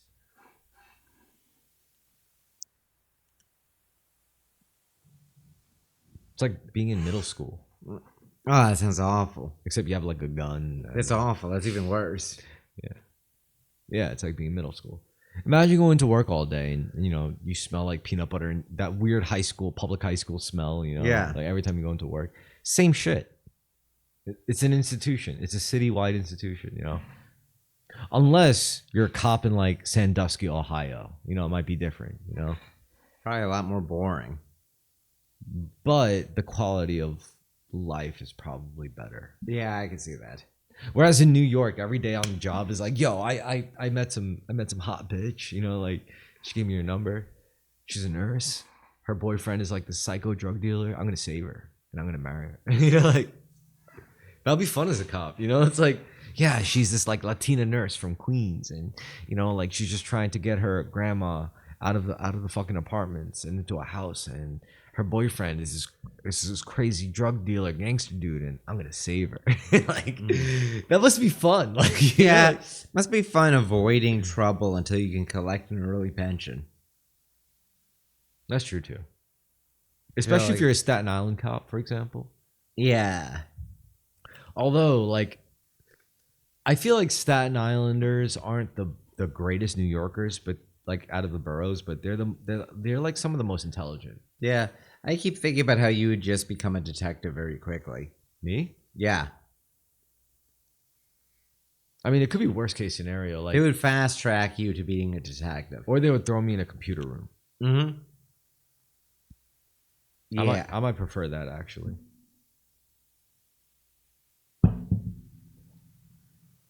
But if I were a detective, I mean, it's just the problem being a detective is like getting in trouble for shit, for doing your job. Mm. That's not a nice feeling. Imagine saving a life but getting blamed for like the death of like a gangster, but they prop him up as like, oh, he was a family man, he was this and that, and he was like, meanwhile he pulled a gun on you. It's like you had to shoot. Yeah. Like, shit like that happens all the time. Worst case scenario, you make a bad mistake and you end up like George Floyding someone. Derek Chauvin, yeah. Yeah, it's true. A lot of people are leaving the force because of that concern, I know. From what I've talked to from a detective friend of mine from work. And this is why, like, we're gonna live in like Minority Report soon. Like, this is why Palantir is so powerful. Like Peter Thiel's company, like, they're gonna be able to use precogs to be able to like fuck with you before you even, like go about committing a crime. Which personally, I'm not bothered by because I got all my crime out of my system as a teen, but I still see it as kind of like pretty fucked up. Do you even need precogs, or do you just need to have greater surveillance of stuff that's already happening and greater enforcement? Yeah. Some edgier sources would say all you need is IQ statistics. Like, Yeah, just- exactly. just Yeah, give yeah, that to- I know. Yeah. I know. I mean, it's the usual crime and punishment take I have that. It's basically saying like the FBI has all the resources they probably need to like wipe they out do. all It's just a crime. matter of applying a will. Yeah. Application, as we did in the 90s. But yeah. Also, like maybe wiping out all crime in America, which is like materially possible, would also mean like wiping out America. I'm not sure if that's actually true, but maybe. You don't think so? Maybe you just need to wipe out the crazy schizo low end stuff that makes people panicky. I'm not really like scared even about that. Like I'm more scared about like the fucked up like the crimes that are on such a crazy level that you're not even sure if they're crimes. Like what if like I don't know, like Hillary Clinton and the Queen of England were involved in these satanic rituals where they slit the throats of like child slaves or like death That would row be inmates. bad. A lot of people would be fine with it if it meant you could ride the subway safely or felt like you could. What, that the elites were engaged in like this like weird esoteric crimes against humanity? I think a lot of people basically suspect that already. So you wouldn't want to change that? No, I would. But at least for you, like changing it doesn't mean like going to war. For you, changing it just means like being aware. And Yeah. I still think so too. I think just being aware of it is enough. Which is why I'm not like one of those like schizo freedom fighter QAnon types where I'm like, we got to take down. What freedom fighters are they? What do they even do? This connects once again to internet radicalism, but no behavioral radicalism. You know what they do? You want me to tell you what What? they do? They either A, get themselves ridiculed by society at large, or B, they get themselves assassinated by the CIA. Mm. It's not a, it's a zero-sum game. Yeah, it doesn't seem like it's very fruitful. And this is one of those things where it's not a secret society by choice. It's a secret society just because it has to be. Whether you're in support of the framework that's demon, that on the demon side, or whether you're on the side of good, to make it exoteric as opposed to esoteric.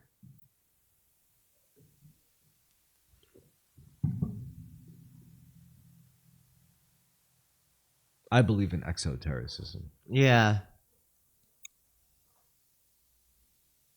Because we know what true exotericism means. It means everyone knows everything, and that just means we're no longer individuals, really, are we? If everyone knows everything.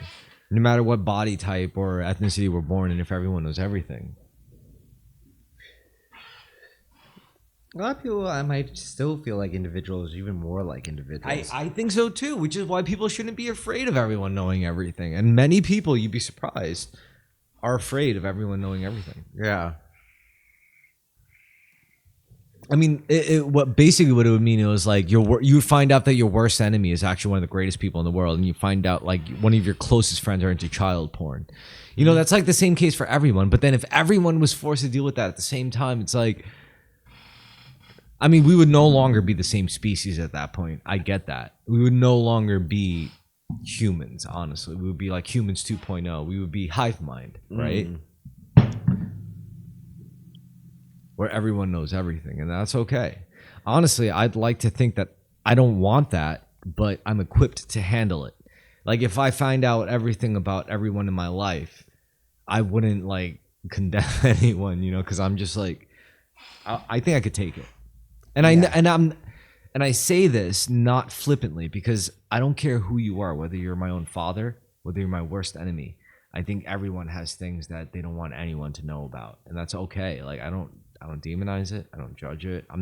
This is why I don't think like, oh, if you have nothing to hide, then you shouldn't care about fucking, like, it's not that I think that's wrong philosophically, which it is wrong on a rational level. I do disagree with it philosophically and ideologically. The idea of mass surveillance. And it's like, if you didn't do anything wrong, then you have nothing to hide. Like, I hate that argument. Yeah, I agree. On that level. But I also think even if people did do wrong things, like, and everyone knew everything, I still wouldn't think that would be condemning. I don't think that would make us all like kill each other, Yeah, I don't either. And this is what I hope people would like express more in the creative outputs, with the things they write. And like, this might even give you the courage to write. Like, it doesn't matter what degenerate perspectives or takes you have. Like, there's always someone with some worse shit. And honestly, people with worse shit will probably take solace in your shit,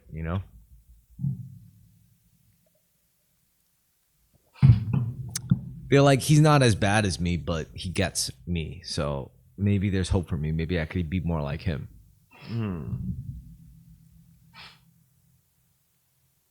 That's a nice Pinot Noir. Yeah, it A is. Pinot Grigio.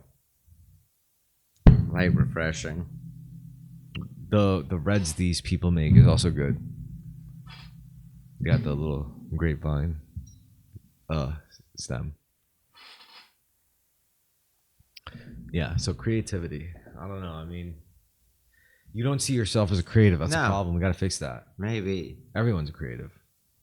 A lot of people have told me that, and I've always been resistant. Maybe Well, because someone asked me in a group chat. They were like, "Do you think that anyone could be an artist, or do you think that like some people are just born with it?" And I told them that everyone is an artist, but the path to mastery takes time, energy, and intention. It doesn't matter how intermediate you are. If you're not a master, you're not a master. But everyone's an artist. And to become a master, it takes time, energy, and intention. And there's no better time to start than now on your road to mastery of anything. And we're more empowered nowadays more than ever because information travels so quickly. back in like 100 years ago, you could only become master of one thing and spend your lifetime doing it. Now you could spend like fractions of a lifetime and become master of multiple things. That's true. The room for self-cultivation is so much greater. You just have to work so much less to make a Let me living. ask you something. Would you consider me a Renaissance man? Yeah.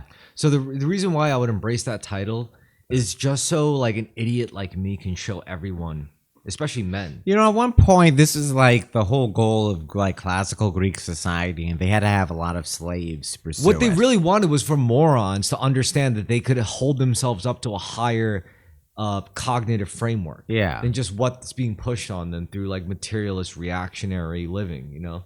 And this is Or what maybe I'm it's their telling people. default state, and you have to encourage them to do it. And this is why I don't mind being like an edgy, abrasive piece, like cantankerous piece of shit. So I can show people it's like I could be this way as much as I want, and I'll still like do right by myself.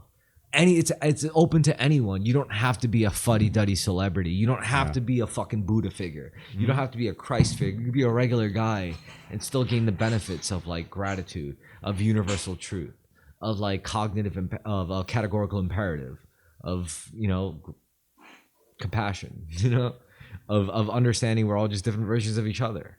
Enlightenment. You don't have to be anything to reach that state. It's not blocked off from you. The billionaires just most of the time just deny it for themselves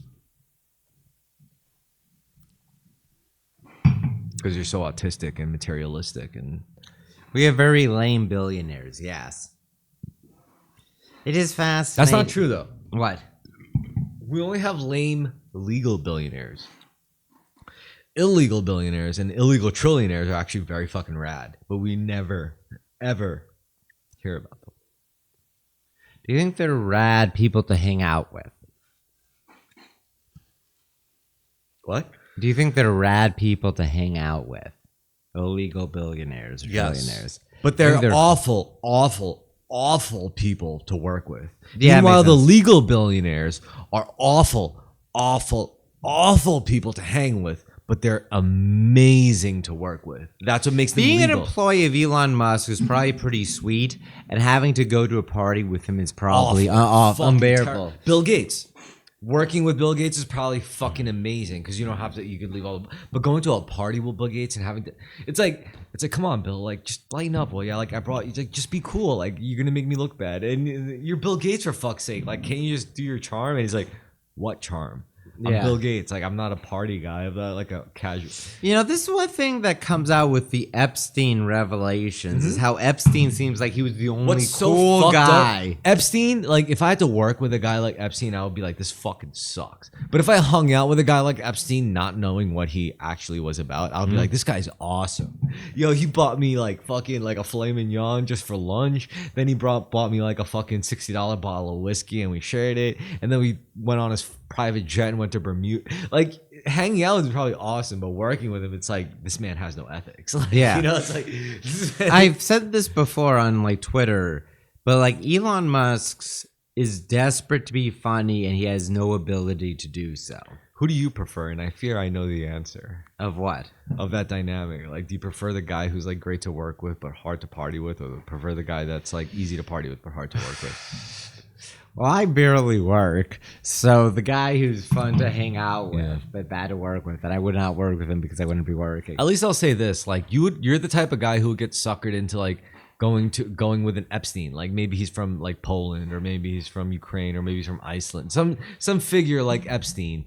He would invite you on his private, but you would never be like, oh yes, I could go here and do all my dastardly shit. You would just get like pulled into it. You know, he's like, Well, I would just be the Kramer in this situation where I like comically going along and I'm actually and you know what's fun, perfectly and it wouldn't innocent. be less your it would be less your fault because he wouldn't do this directly. He'd be like, hey, Rihanna, go tell Carmen over there to come party with us. Like, and then, would you say no to Rihanna? Oh, if Rihanna, of course not. Yeah. You know me. Yeah.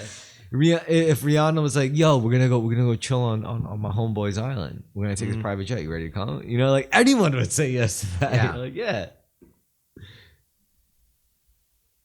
And that's the problem with figures like that. You know, it's like, but who can you really party with and also work with? You know, like that's something else. And this is what I think like people have to kind of lean more towards becoming.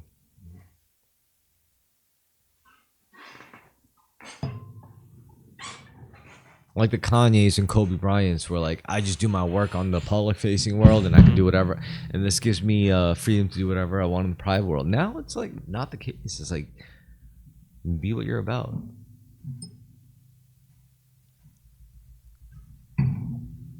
And people are paying attention to that quality more and more nowadays. People are becoming more spiritual.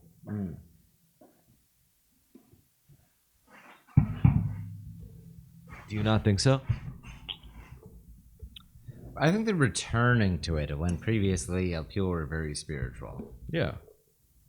Like I think up until modernity, well, not modernity even, like up until like the late 19th century, people were very spiritual, and it still lasted for a while, and it really died off. Or receded. Far fewer people were spiritual, and now it's a return to probably more of a human baseline. I realize now, like, the only way to get you more creative is I just have to assign something to you. It's like, yo, write something about this. And I have to, like, offer you reward, like, pay you money. And I'll be like, yo. You have to offer me a reward. Merely a prompt will do it. Yeah. Yeah, a prompt should do it.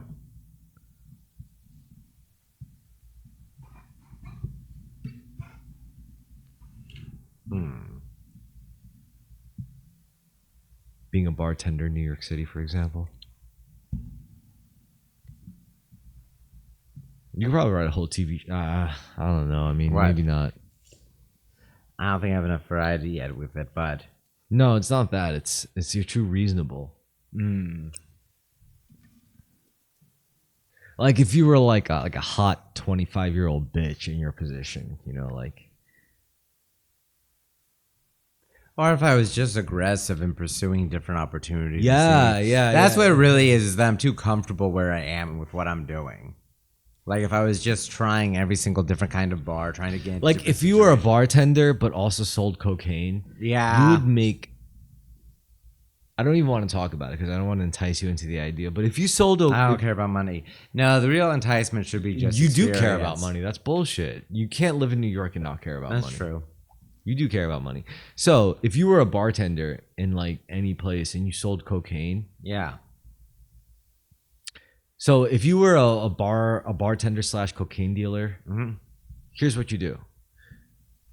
You need to work with one other person. You need to work the bar. You need to be the owner of the cocaine, and then you need to have one guy to go and talk to people. It's like, yo, you want some coke? Yeah. You know, it's like you got to be the guy to cold approach people. You got to have a guy to cold approach people, and then you work out a deal where for every sale I'll give you X amount, and that's how you would sell cocaine as a bartender. Your hands are clean, and usually like every bar owner knows the deal. And even if you get caught, they would just kick you out. They wouldn't call the cops. Yeah. I mean, a lot of bar owners are cokeheads anyway. Exactly. And if anything, if they find out you're selling coke, it's like, how good is your stuff? Maybe I'll want to buy from you. Yeah. Maybe your own boss could buy from your guy without even knowing that he's your guy. That's the goal, right? I read too many Tom Clancy books, right? That's like it's like I know how this whole game of leverage. It's a game of leverage. That's all it is. It's your position and how much leverage you have in your position to be able to lift your assets up higher and higher. And I know, like, basically, if you spent like I don't know, like $1,600 on a couple 8-balls or some shit, or like more than a couple 8-balls, and you gave them to me bagged up, or I bagged them up, and then I sold them, you should bag them up, because you know we should bag them up together. It's fun, and it's the more trusting thing to do. We bag them up together, and then you give me, and you don't even give me like $50 bag. Actually, maybe $50 bags, but $20 bags are really good. Yeah. And then we're at a bar, and then I'm just a regular who comes in, and then like you look at me, we have a signal worked out where you look at a crowd walking in, and I approach them. It's like I make my pitch. I have $20 bags, blah blah blah. You want some coke, blah blah blah. They stay longer, and they don't do enough coke to like make a fool of themselves, but they have enough to keep buying more. I'm telling you, this would be a good racket. But it's always a team effort. That's how it has to be. It has to be a team effort. Yes.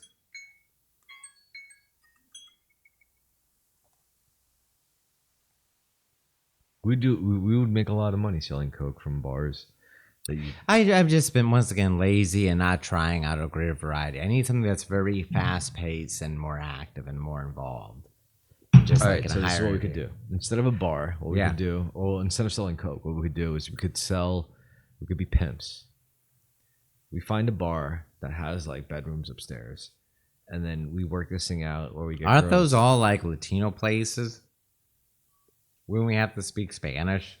But you and I don't have to be like exclusively one ethnicity. We could just find girls that are hot, that speak English well enough, and that know that we're cool pimps. We're not like the kind of pimps that want to like murder people. We just want to make a living, and the girls want to make a living. We don't want to get rich. We're not trying to represent a gang. The only thing is, this is such a dirty game that if we started doing it, even in one location, some other person who's doing the same thing would come to our place and be like, "Yo, we heard you're pushing girls out here," and we're like, "So what if we are? We have the space, we have this place." And it's like, "Yeah, but this is our turf. We got." Yeah, I don't want to deal with pimping. Yeah. Sorry. You should. You know what? finish It's not just telling the pimping. story. It's not just pimping. It's also drug dealing. Yeah, I don't know. I don't want to deal with that either. The question is, would I be a good enough operator to be able to like handle those threats? Because I know you're not going to do it. That's true. But Yeah. could I do it? Could I go there? And it's like, maybe I have to be like, I know I could do it if I'm silent enough. Like, I'm not like some like Marine who could go in and shoot. Like, if they don't know I'm involved, they don't see my face, and you give me their number, you give me their deets, then I could find them and I could like put shit in their food. I could, like take their lug nuts out, whatever. I could get rid of them, but they can't know who I am.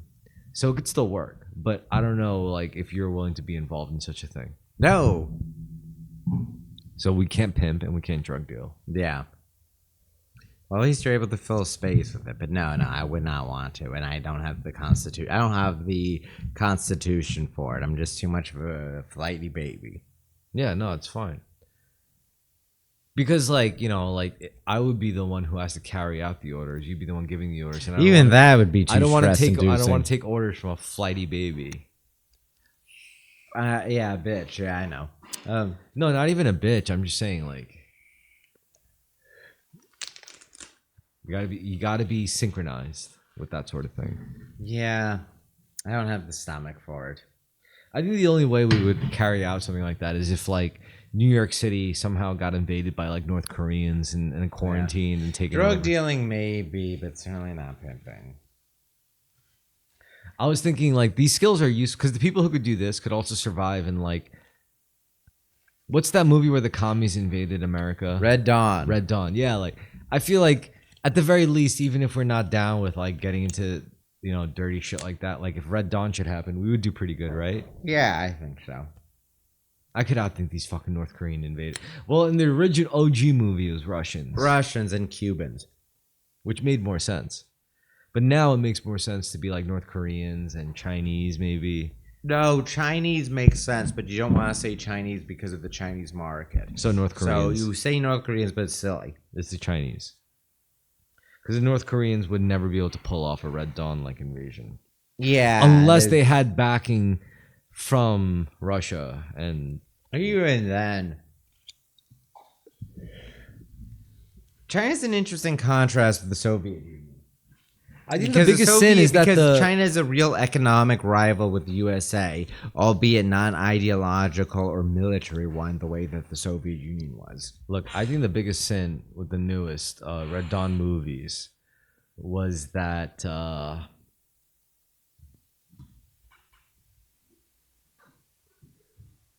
Take your time. the biggest sin with the new Red Dawn movies was that they didn't allude to the fact that Russia or China is like an unspoken backer of the North Koreans. Like They can't do China because of the Chinese market. Russia, you can do, but I guess James Bond really does have a monopoly on like or like espionage thing. Like Red Dawn is just so silly now. Post Cold War, like only a company like Saban or whatever could try to like Saban. Yeah. Anyway, that concludes the third section. No, all right. Last segment. This is where we talk about personal shit. We could talk about my feelings on relationships, I guess. Yeah? That's fine, right? Yeah, go ahead. You covered a lot. How do I feel about relationships? Getting into a relationship. I mean, a lot of it has to do with semen retention, like a desire to get into a new relationship. Yeah, you want to retain your precious semen, especially as you get older. I'm not talking. And you have less and less No, semen no. available. I'm not talking about wanting to retain semen or not wanting to retain semen. I'm saying if you retain a lot of semen, then you're gonna be more likely to go look for a girl to fuck. And when you go look for a girl to fuck, you'll be more likely to find someone you're gonna end up dating. You find someone you end up dating, you're eventually likely gonna get a relationship where you end up getting engaged or married or having kids. You know, it's like one thing leads to another really quickly. I'm not saying relationships are bad. I'm not reluctant to get into a relationship because I hate relationships. No, I'm reluctant to get into a relationship because I know how fast a simple casual relationship can develop. You might approach a hot girl and think, I'm just gonna fuck her. I'm just gonna want to fucking fuck. It's happened to me where I'm like, I'm just gonna want to hook, and then it turned into something like way more serious and committal than I intended initially, and that happens all the time, doesn't it? Yeah, it does.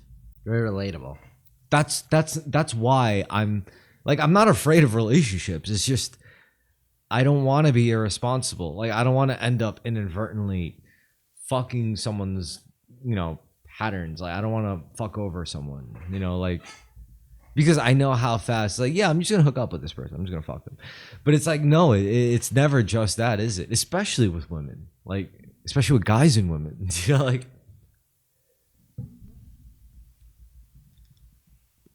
And a lot of women like to play it off like, oh yeah, I'm capable of just having casual sex. Like, maybe you are, but if you are, it's not good, and if you aren't, it's still not good. Yeah. And I mean, gay guys have the issue of fucking a lot and then being unable to form a relationship because they're both guys and neither of them wants it. And women have an issue of finding men that they even trust or they want to be in a relationship with. And then as a straight guy, you spend a lot of time being frustrated or having trouble finding someone at all. And then you find someone and they're a woman who has chosen you or wants to be in a relationship with you. Let me ask you something, because I know this is not true, but there is this rhetoric that says gay guys come from dudes that were molested, people that were molested. I know that's not true, but where do you think that rhetoric comes from? Because I know there is a case where a lot of gay guys... The thing is a lot of gay guys have the experience of something that is by definition molestation, but they probably don't feel it. At worst, you call it grooming, right? Not even. So all right, you're 16. You're a 16-year-old boy, and you're not like the other 16-year-old guys. And then you go to the one club at 16 that your other questionably feminine boyfriends invited you to, and then somehow you see this environment where there's 20-year-old dudes, 40-year-old dudes, 18-year-old dudes, and there you are. It's like, if you were, imagine being 16 and you could have sex with a 40-year-old MILF, you could have sex with a 30-year-old surprisingly hot woman, teacher, whatever. Would you not fuck them? That makes sense, yeah. So for a lot of gay guys, you're a teenager, as a straight You've guy, always you're had horny, that and you're a teenager. It's difficult to find someone to fuck. Gay guys, it's pretty easy early on to fuck someone hot and fuck someone pretty early. And empathetic. For example, if you're 16, going to your first gay club, and you fuck a 40-year-old dude, to be honest, that 40-year-old dude probably also was 16, going to his first gay club in the 80s. Fucking his, first 40-year-old. It's probably, and a bunch of gay guys have molestation-like experiences. You can call that predatory, but they're usually the initiators. It's male sexuality, and there's a problem too. The problem is there is a historical precedent. Mm-hmm. It's not something that's a facet of just modern culture. This has been observed since longer we care to admit as a It society. probably used to be more common because of how much women were kept up under lock and key. And less I think the surveillance sexual technology. revolution and changing gender norms has led to a situation where probably less guys per capita have had gay experiences than in the past. But then what was the source of the stigma? To me, I think it was all the value put into lineage.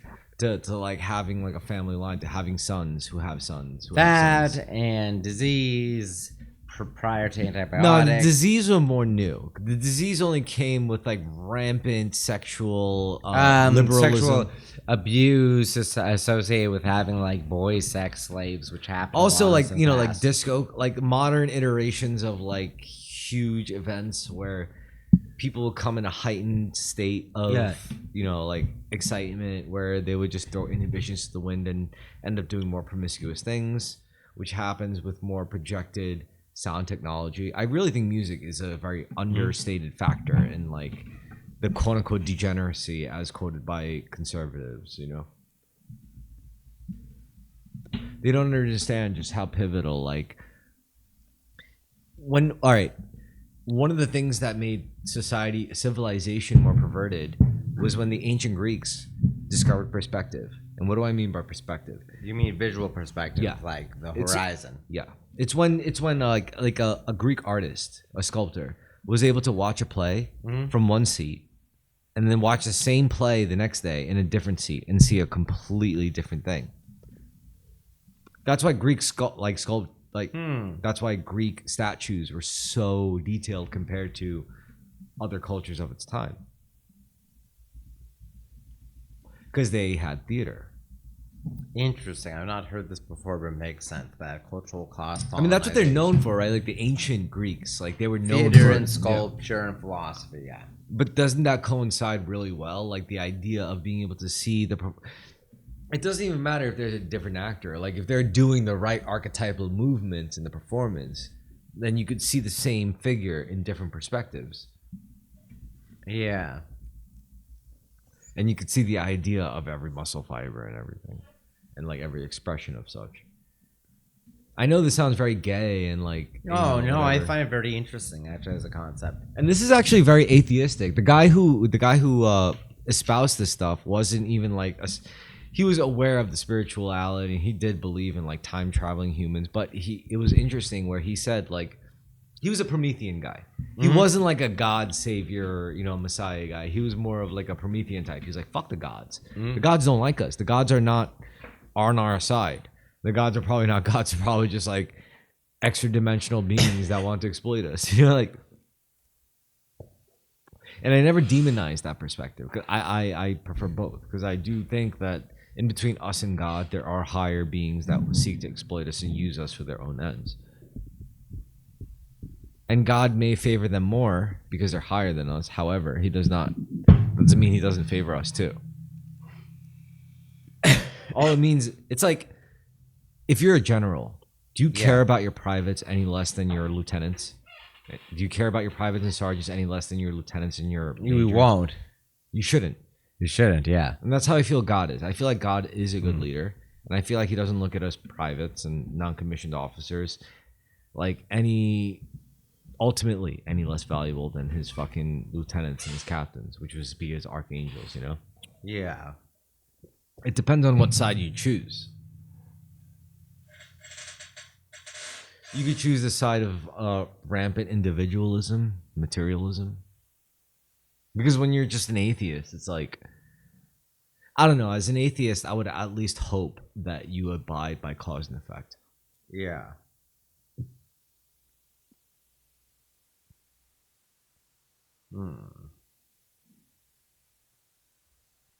And this is why I think like you're intrigued about a lot of the things I say in regards to spirituality, because the things I say spiritually, I make sure I want to follow the spiritual principles that align with first principles in a materialist framework, If they both cross-reference and check each other out, like I don't want one to win over the other. I want them both to keep fighting each other, and I want to see like which one ultimately loses in a way that all of us can't deny, Yeah. I don't want to put myself above the rest of man, you know?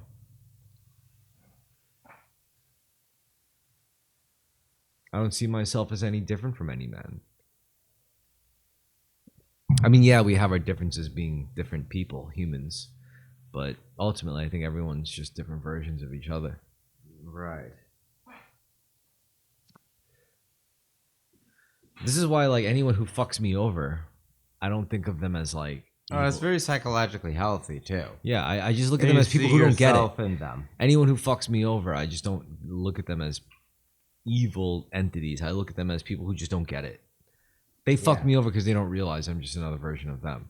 Mm. I fuck someone else over because I don't realize they're just another version of me. If I remember that, then I think humanity would be better off. Yeah.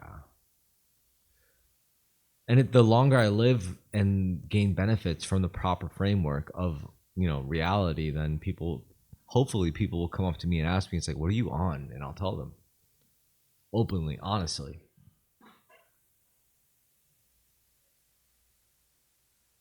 And it's not just me that's going to do this. More people are going to do this.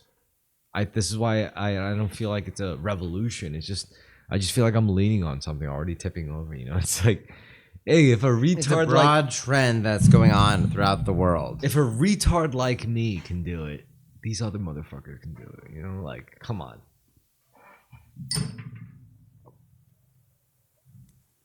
Suddenly, it doesn't matter if you're like incel type, balding, male pattern baldness type, you know, Yeah. short, you know, like lower than 5'4". It doesn't matter.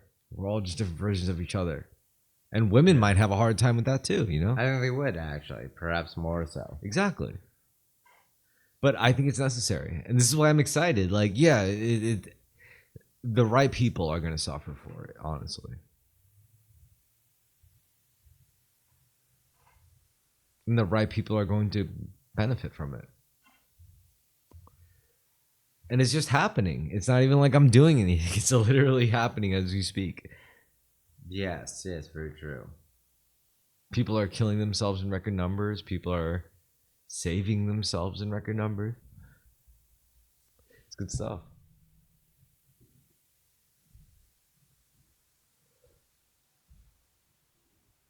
What about you? Are you planning to have kids soon? Not soon. I don't know if I ever will. But something I've always wanted. Well, it's probably going to happen soon, though, because it's never planned. That's true.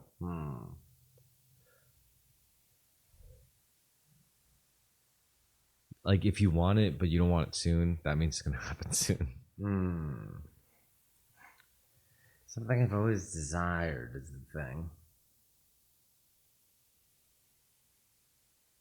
I'm okay with not having it. Yeah. Yeah. I already got a blessing from my dad. My dad said he'd be okay with it if I never had kids. So.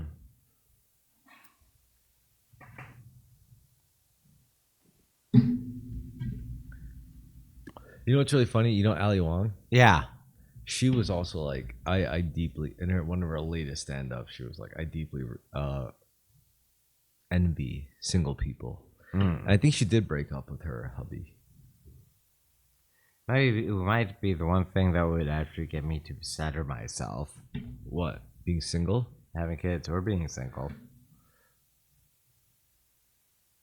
Or maybe not, but I don't know. Ali Wong had a funny joke. Yeah? She was like, listen, if you date a guy and he holds off on having sex, he's like, no, I want to wait till we're official. I want to wait till we're fully ready. Like, if a woman is the one who decides that, you know, she wants to have sex first, it's because she's ashamed of you. You know, it's not the other way around. And she was accounting of a time when she was with a guy, and the guy wanted to wait, and she really respected that. She was like, oh, this guy, you know, he wants to wait to have sex, whatever. And the time came when it got super serious. Ali Wong finally like saw his cock, and it was like super small. It was like a micro penis.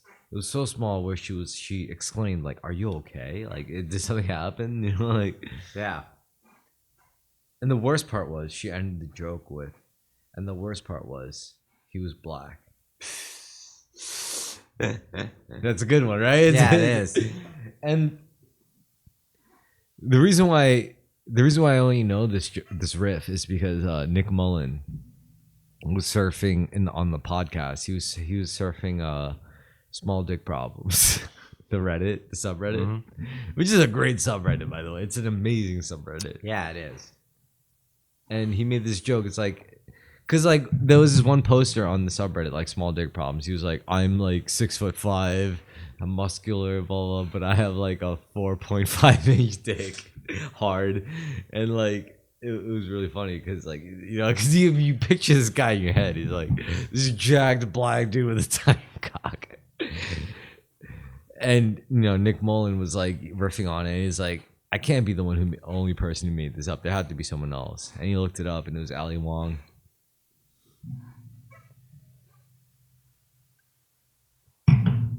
But Nick Mullen was also like, yo, if I could be an Asian guy with a normal sized cock, I would totally do it. I'd be good at math and karate and hit the back of a pussy. I'd be an Asian guy even with a small cock. I think Koreans might have like Average?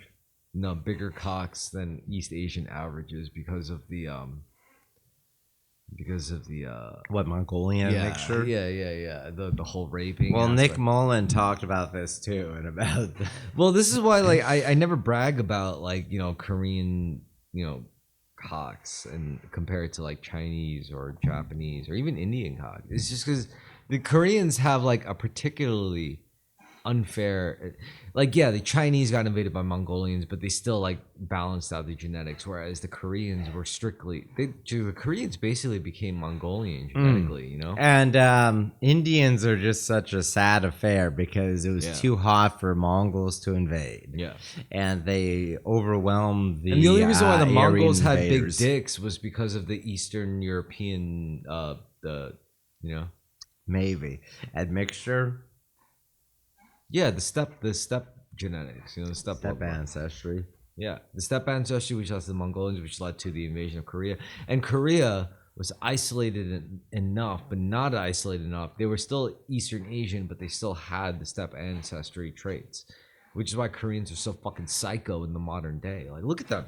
Like, look at the Chaebol families and the K-pop. Like, It's a very psycho East Asian. They're psycho. You see it in the cinema, the intensity. This is why the West loves Koreans so much, because Koreans are the most psycho East Asians. Because they got the biggest penises. And that's going to make you the most psycho. The Chinese really are like bug people. These scheming... Bug people. Yeah, bug people. Sadistic. The animal sadism stuff Chinese are into is very jarring. Yeah. And the Japanese are like a very spiritual bag. Because you have Japanese with like 2-inch penises and you have Japanese with like 8-inch penis. It's very bizarre. Like Japan is a land of contrast. Whereas Koreans are just truly like the Germans of East Asia. Koreans as a skeleton key of East Asia. Yeah, they could just be anything. It's like, yeah, being Korean has always been very interesting to me, I mean, the language is very dramatic, even the modern iteration of it, at least. It's interesting that Korean is the only East Asian language using a phonetic alphabet. That's what I'm saying.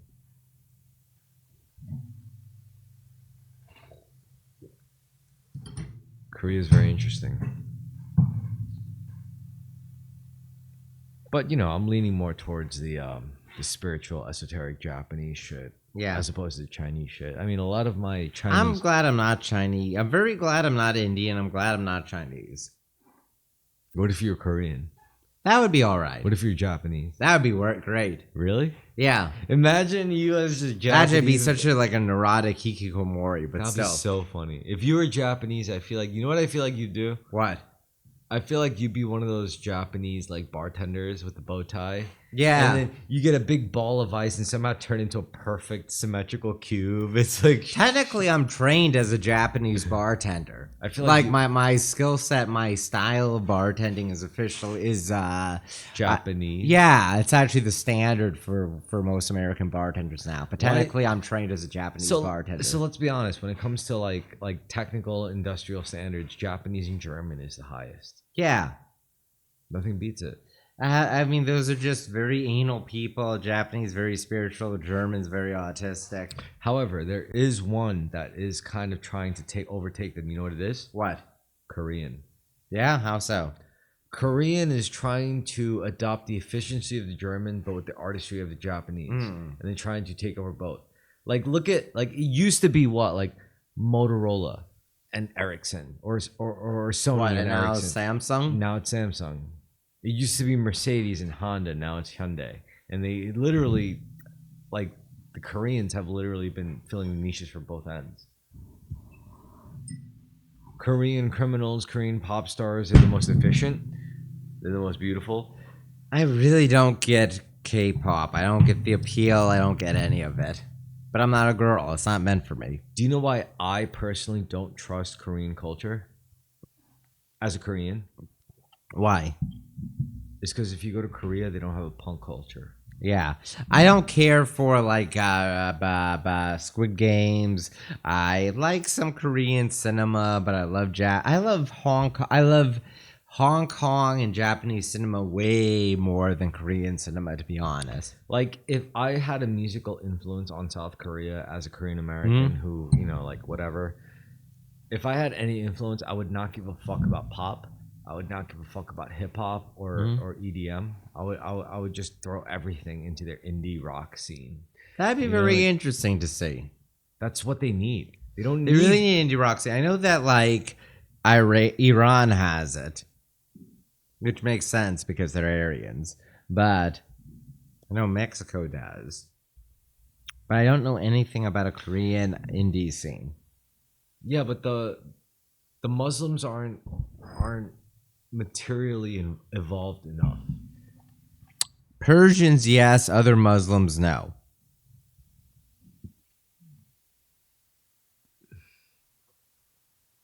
I would say the Saudi Arabians are the ones who really get it. Oh God, they're so tacky. I hate them, but they're so good at it. Yeah. They're so good at it, though. Yeah, I mean, what if the future is not the Chinese century, but it's the Saudi Arabian century? It's Mr. Beast, it's Andrew Tate, it's streaming live from Dubai. You're just describing Cyberpunk 2077. Is it that Arabesque? Okay, maybe it's more East Asian than Arab, but there are Arab influences, Yeah. It's this tacky modern Arab thing. It's not the glamorous form of Victorian London. But You wait, so you're a you're a Victoria boo? mildly, yeah, we're Edwardian. I don't like the modern Saudi, Dubai, United Arab Emirate aesthetic. What years were the Victorian aesthetic? Like 1816 through 1860 through 1900. Edwardian is very similar to Victorian. It's until like 1920s. All right, so I have a really fun hobby as a Japanese swordmanship practitioner.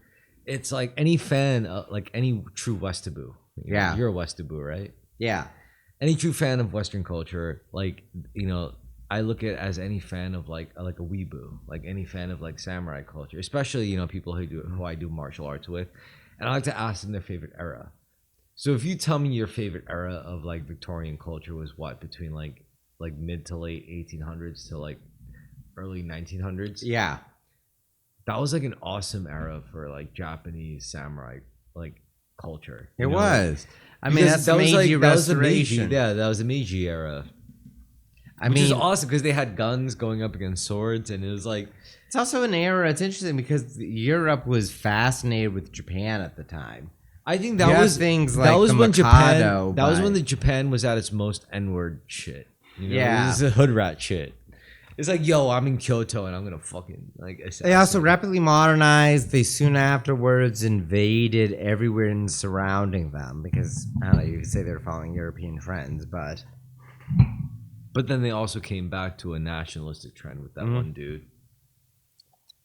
well, it was I mean, the 19th century was an era of nationalism. So yes, Yeah.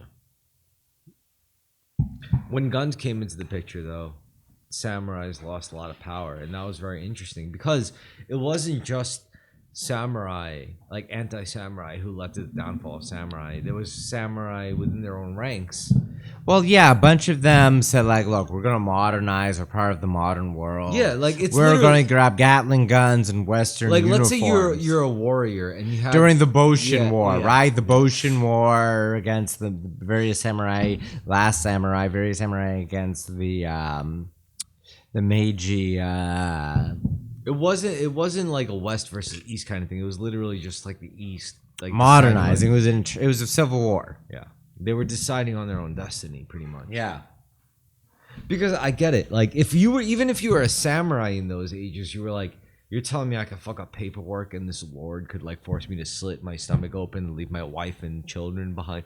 Like that wasn't acceptable, you know, especially in the Enlightenment era where it's like information, it's all about how fast information travels. Like it got to a point where like upper echelons of Japanese society were like, how did the West live? You're saying they don't have to slit their stomach open every time they, Yeah. you know, like you can't stop information like that, you know?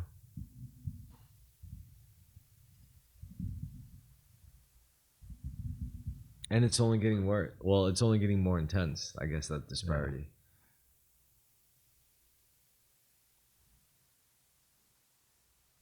Now it's like, yo, you might cancel someone, but guess what?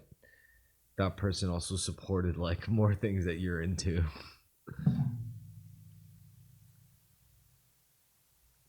Nothing changed. Stakes just got more abstracted. It's still a social battle, a social war that people are engaged in. Um,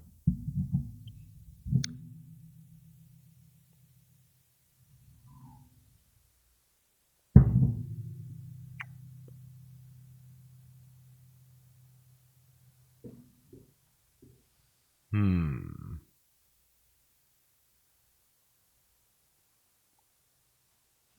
Anyway, Anyway. point being, you plan to have kids, right? Yeah. You're gonna have children.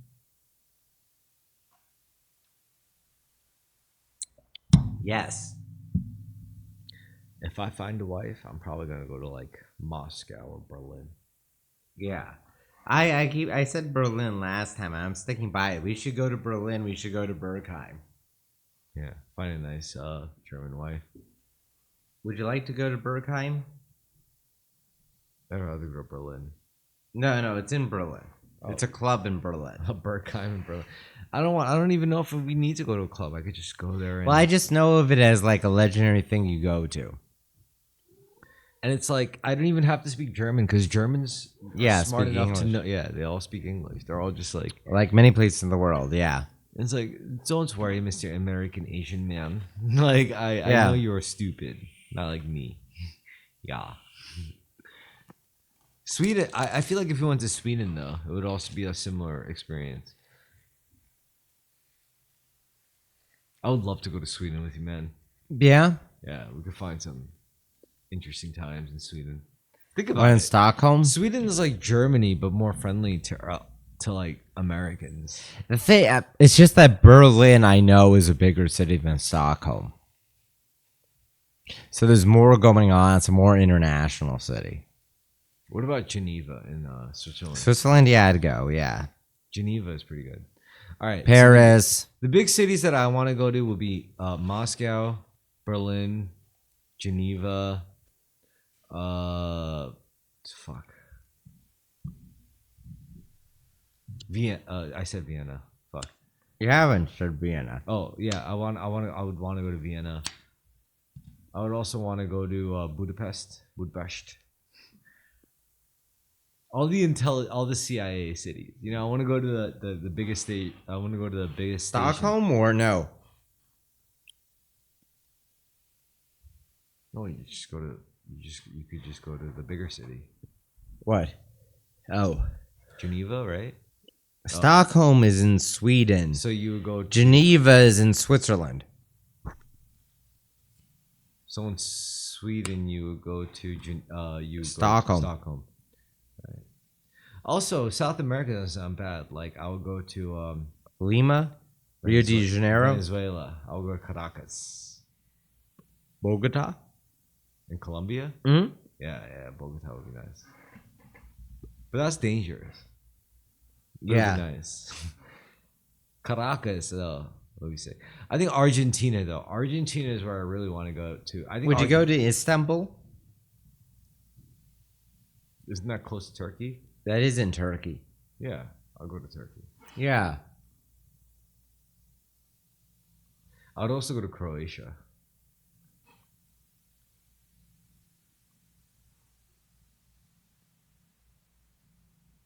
Where in the Balkans would you want to go? Albania.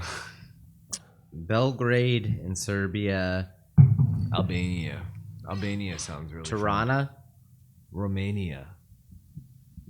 Well, Romania is kind of like all the passport bro critics would like point at Thailand and all that shit. I don't want to go to Thailand. Romania is the real passport bro country. That's the real place where you, because that's the source. Like, if you think of like Amsterdam and the red light district, like where do you think all those girls come from? Yeah. They come from Romania. Romani.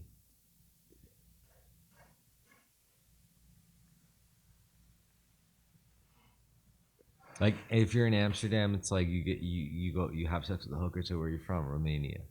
You get a massage at a massage pro. Where are you from? Romania. So you're going to college here. You're a student doing like sex work on the side. Where are you from? Romania. You know. Yeah, I'm not interested in Romania or Amsterdam. You're more into the Western Europeans. Yeah, I don't. What about like Mediterranean, like Greek chicks? I Like probably wouldn't Spanish have chick? sex with them, but I would go to Athens or whatever. Would you have sex with like Scottish, Irish, Welsh? No, Would you have sex with South Americans like Argentinian? maybe. But Eastern Europeans? No. No, What about East Asians? probably no. Maybe, probably no. What about South Asians? Yeah, maybe. Really, like Indian and Yeah. Bangladesh? And Well, I'd that shit? rather have sex with like a UK version of that. If I went to London, I would hook up with like an Indian British woman. Like JD Vance's wife. Yeah. Yeah. Well, no, she's American, but yeah, I think the American ones are better that's probably true. because they eat like chicken wings and they like Domino's and they've had a McDonald's burger. Like Well, there's upper class ones, particularly in London, but I think I can't be with a non-American woman. Like Yeah. I don't care if they're black, Indian, like yeah, I South feel Asian, that East same Asian. way. Like they have to be American. Yeah, I'm very. Like as in like she could be the most like fucking Muslim like Iraqi or she could be South American. Like I don't care. If she's like like Star Wars, I guess, it's kind of whack after episode whatever. And that's when I would instantly be like, yeah. Yeah, Or maybe they're But like there's a lot of people all around the world who are already pre-Americanized. which shows you America is the best. It is. America is the best. America is God's favorite country. It truly is. God has special providence for fools, drunkards, and Americans, as per Otto von Bismarck. And if we're going to appreciate American culture, we have to appreciate Romantic Latin linguistics as well as Germanic, because America is a perfect microcosm of Germanic and Romantic influence. Both from English being a third French, and then from Latino immigration to America. Well, but to be honest, Latino was invented by the Romantics because the Western Europeans still went to South America and it's like, yo, we have a perfect opportunity to invent a whole new people. That's how Hispanics Spaniards. Yeah, that's the Americas for you. Like white people went to Africa and they were like, we gotta enslave them. Whereas white people went to South America, it's like, We gotta fuck them. Well, it was the Spanish and the Portuguese at a particular time. It was far more medieval. But in South America, it was nice because it wasn't just that the men fucked their women, but their women also fucked their men. You know. Mm-hmm. But I don't know. When debates about colonialism get muddled, like It South America. It 400 wasn't all years. colonialism with South America. With South America, it was very drawn out process. And the conquistadors, when they went to the Americas, they weren't seeing themselves necessarily as superior to like the Aztecs. They saw themselves as merchants, like as exporters and importers. Because like you had African influences more heavily displayed in some regions of South America than European influences, right? Look at the Dominicans. Dominicans, yeah. A bunch of Latin Americans either just like Dropped off like a bunch of black dudes. a bunch of them died. Like Brazil, and the Caribbean, they burned through the slave population very quickly. Yeah. A lot of occult circles called the modern Eastern Asian iteration of mankind as like the ones touched by God. Mm-hmm.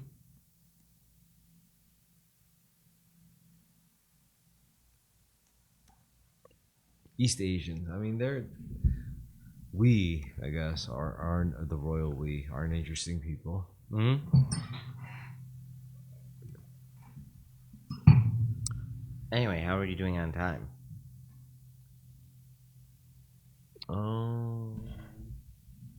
Wait, I should check my phone. We're doing pretty good, I'd say. It's not even midnight. Hmm. Oh shit. I wasn't even recording time. Let's see, we've got 10 or 15 minutes left. All right. So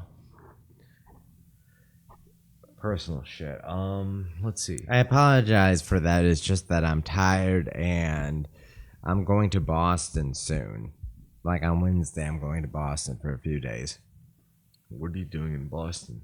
Having Thanksgiving with my mom and my little brother. Are you bringing a girlfriend? No. Really? No, she has to go see her family for it. And her family's not in Boston? No, for Thanksgiving, yeah.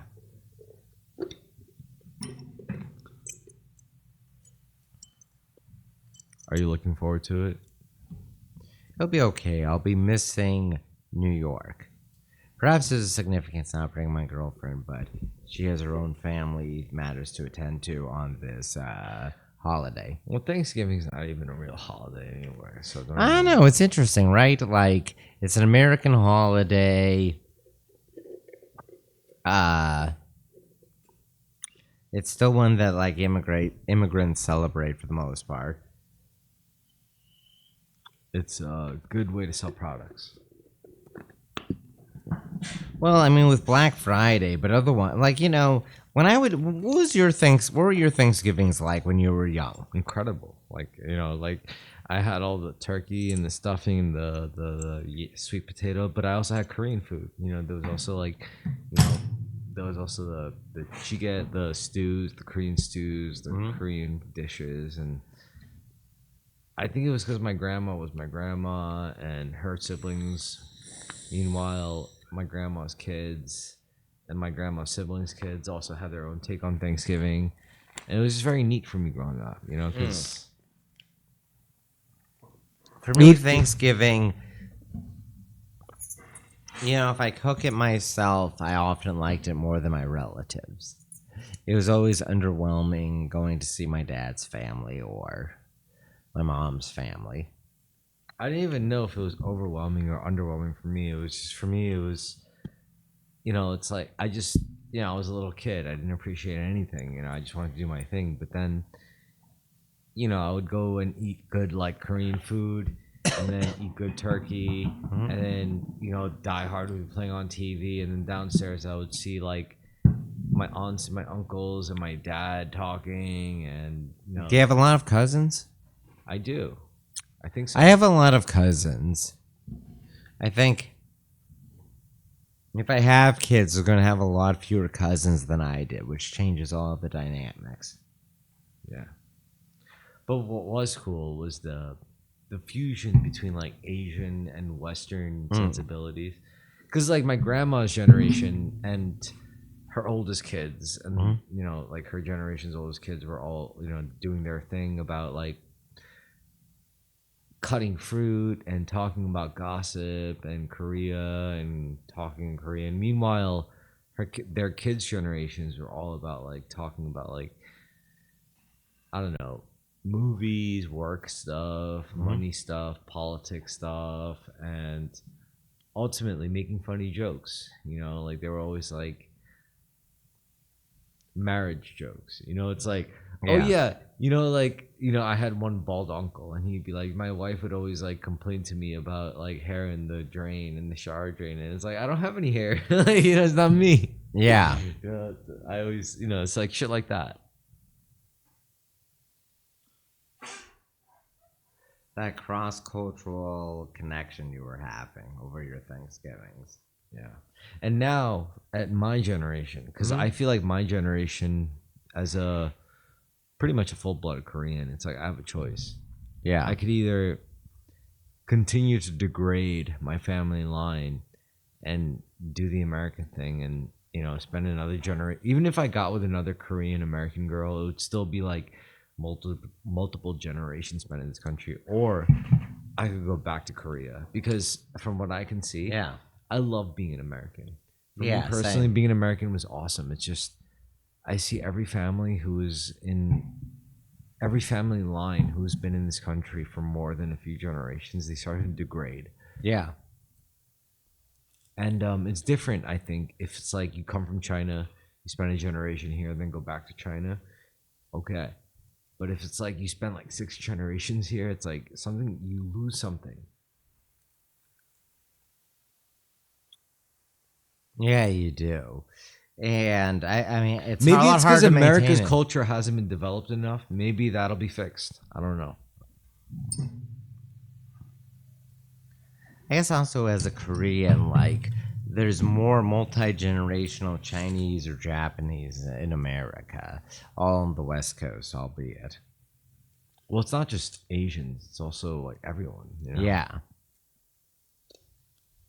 I mean, you're in Staten Island, you're surrounded by these degenerated Italians. Yo, you hear that story all the time about how like black people from Africa are so different from black people from America. Yeah, I do hear it all the time. Yeah. And essentially, white people from Britain are different from white people from Yeah. Maryland. Maryland, the South, the Southwest. Yeah. Yeah, so I mean, if you had the chance to, wouldn't you raise a family in another country? Maybe. It depends on what the country is. Australia, No, probably not. Spain, No. Austria? No. I don't know. It's just America. I love America. I'm so deeply rooted in America. It's hard to imagine being anything other than When do you think American. America will finally truly have its own sustainable culture? I feel like it already does. Does it really? Yeah. I mean, it'd have to be cut off from the rest of the world for it to fully develop unto itself. But yes, I think it already is there. What do you think truly defines American culture? It's this derivative of English culture. It's this, yeah, and the surplus we have. Um, I think it's the water we're swimming in constantly as an American.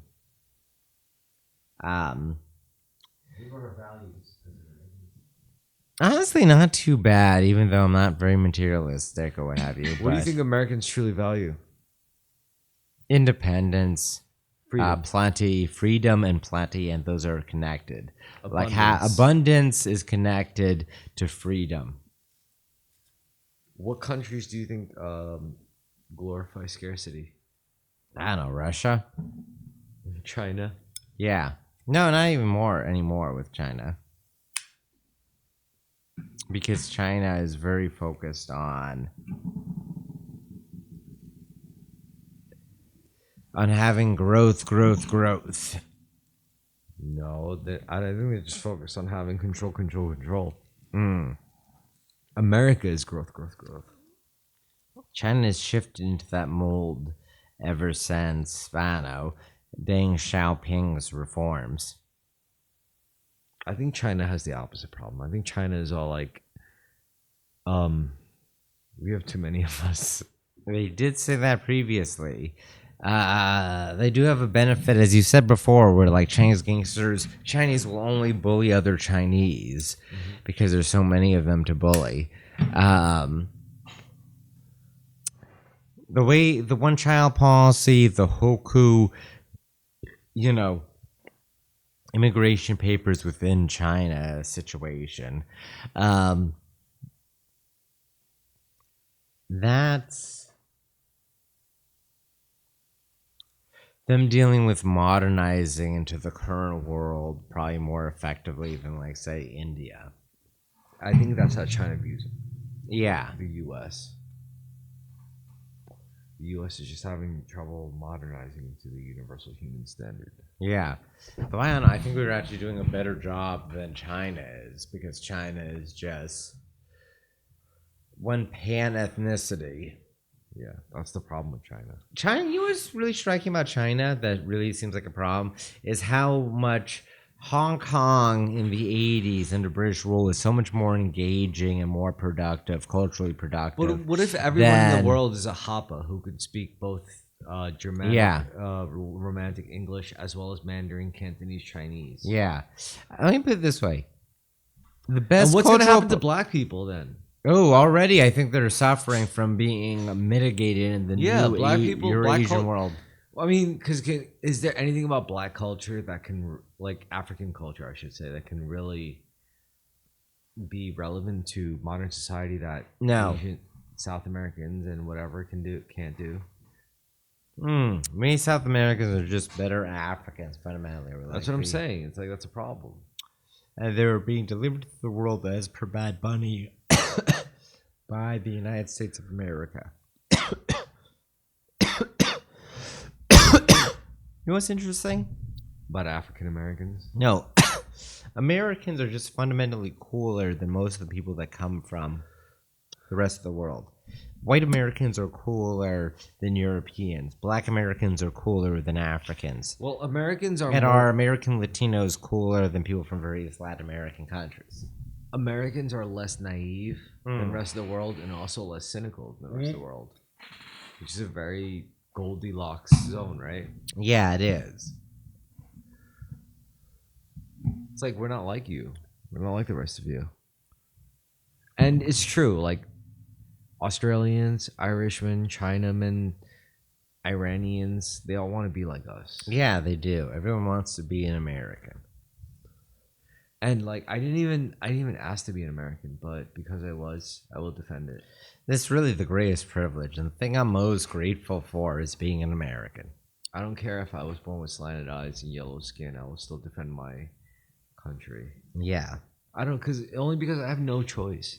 Yeah. Like this is like being born in the Roman Empire when you're not even like white. It's like Yeah. I don't know what else to do. Like I'm a legionnaire even though I'm like brown as fuck. Like what am I supposed to do? Like all I know is these red cloaks and these bronze helmets and Have you watched Rome?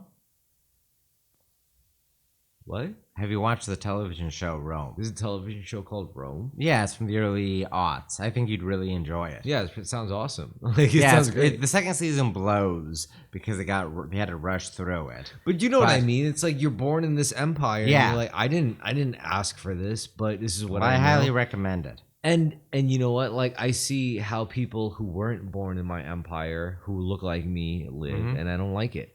Yeah. I like the way I was born in the empire. Yeah. And Rome didn't die. Yeah, no. Rome just evolved. Yes. Rome just turned into America. Yeah. Well, I'm very grateful that I was born an American. Same. And with that, we could close it off. And God bless The USA. God bless the USA. What can I say about the USA? It's a corporate hellscape. I'll give you that. But You It's can a be f- yourself here in a way you can in many other places. It's just so because there's so much money, there's so much plenty. You can just do whatever you want. I will say America It's not nice, but it's fair. Yeah. Anyway, Good night.